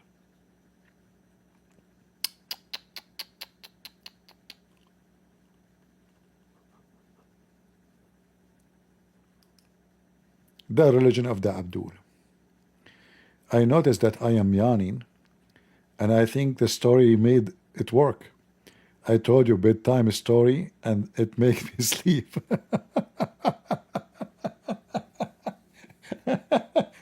Imagine, I remember when I was a kid, we are not allowed to watch TV until late, and it's not like now, like kids have TV 24 hours. We don't have that. So there's a cartoon for a short time, and we can watch that only. And then, we have to prove that we did all the homework, and then we go to bed.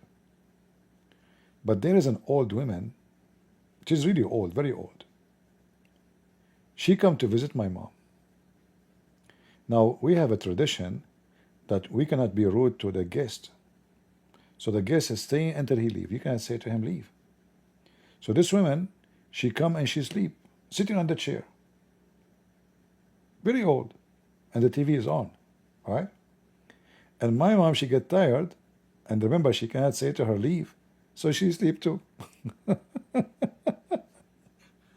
So I sat watching TV until the TV closed. That TV, like, we have, like, not now. Now you have TV 24 hours. Anytime you can watch.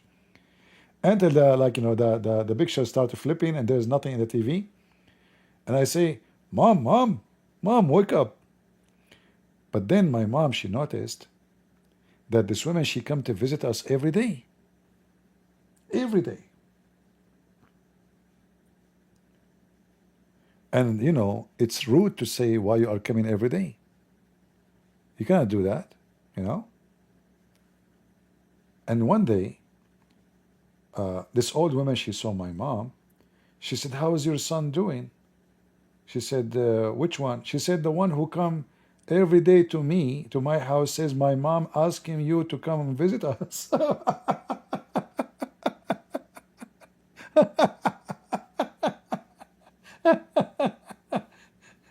So I go every day, I knock at the door. Hello, Grandma, how you doing? My mom, she said, come and visit us. Because I want to watch TV. This is the only way I can watch TV. Both of them, they will sit, the old woman and my mom will sleep. I will watch TV until the middle of the night, and I wake them up when it's over. Then my mom, says, now I know why this woman, she's coming every day. And then my mom, she said, who is the one who is saying to the lady, she told her name, coming to visit us every day? I said, Mom, me, but I thought you like her to come every day. Said, I like her. She is like my mom. I love her. But you should not tell the women, come every day. So then I went to her. I said, my mom sure told me not to tell you to come every day. She told my mom. My mom got upset. Said, no, he don't mean it this way. You can't come every day. I said, see, okay. Oh boy, it was fun. Yeah, there is I remember when I was a kid, I used to watch a program. It's called, it's a cowboy. It's a cowboy, like it's a series of cowboy. But in the old days, not like now, the cowboy, they are good. They defend, like they go after the criminals, those cowboys. So it teach you good manner and good things. So I want to watch it, but it's not for kids. My parents were not allowing me to watch. So this old lady was the trick, Yeah.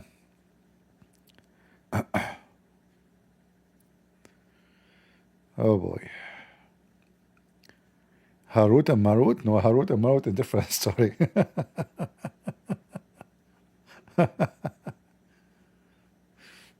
No, I think it was called the Virginie. The Virginie? I think it was called such a thing. I was just a little kid, I mean, I think this was maybe I was 8, 9, maybe 8, something like that. Yeah, I think it was called the Virginie. And then it was a kid I used to watch, what this guy, his name? I forgot the name. The guy, he is like he have a sport car in Hawaii with the Asian guy, the short guy. What they call him? I forgot his name.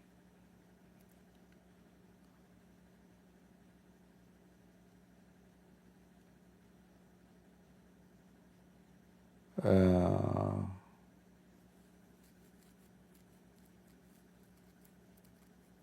it was like an action police stuff.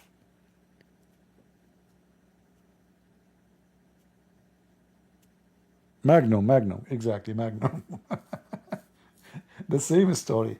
When we have Magnum, I have to invite all the neighbors who they are old only, so nobody will be talking. I go and knock at the first door to those old ladies. My mom, she said, come to visit us because you never know, she might not show up. So I have to be sure that one of them will show up. So I go and knock at 2 doors, 3 doors. At least one of them will show up, and then I will be able to watch Magnum.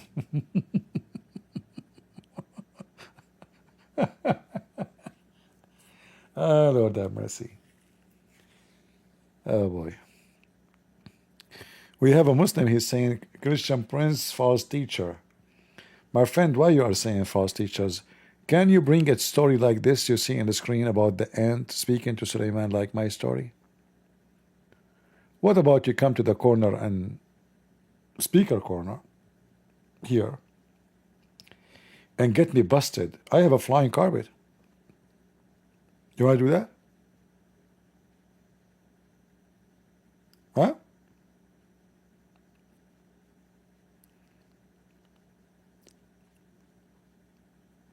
Lord have mercy. Guys, I'm yawning, sorry. I better leave. And I hope we have a good time and we learn something good. As you see, this is a stupid cult full of fiction stories. And you have to be mentally ill, literally, to follow a person like Muhammad. Not only he's a fabricator, I mean, this guy is the most bad ethic person ever you can imagine. And then they call him the praised one because they want to replace God by a man. His name is the Qatham, the sperm of the hyena, the poo of the hyena. What a silly, what a stupid cult. So I want to say thank you guys for being here. It's time for me to go, and I hope we have a good time. I love you all, and we pray that the Lord will open the eyes of the friend Choppy, the poor guy, who still think Muhammad, he is a prophet, even though he agree Muhammad is a bad person, he is a thief, he's a liar. Even Allah killed him, he fabricated Quran, and still he says to me he's a prophet. So pray for this poor guy. Obviously he have a brain issue. We pray he will say the truth, and the truth will set him free. And we pray that Jesus will heal him and make him sorry, I'm losing my voice, will make him healed so he can see and he will not be blind. We pray for all the Muslims who are blind to see how evil Muhammad is and to see that the only one who can save them is the Messiah. The one, remember, when we mentioned about Muhammad, he says, no way Jesus would do that. No way Jesus would do that. Do you know why he was saying that? Because in his heart he knew that Jesus is above all, that the Messiah is the only one is perfect. Every human being is a sinner, but the Messiah no way would do that. Why? For he is the good shepherd. For God is good, so is Jesus. And that is the Messiah. He's so good. That's why he said to the man, why you call me good? Don't you know that only God is good? And then Jesus says, I am the good shepherd. I know my sheep, and my sheep, they knew me. So you follow the good shepherd, not the one who will eat you, not the wolves. Muhammad is a wolf. He wants your money, he wants your wife, he wants to sleep with you, he wants to have sex with you, he wants to use you and die for him. The Messiah is the good shepherd. He will die for you, to protect you. He will die for you, to save you. He will die for you because he loves you. and he will never harm you, but you harm yourself. Thank you all for being here. God is good, so is Jesus, and we are the crusade. See ya.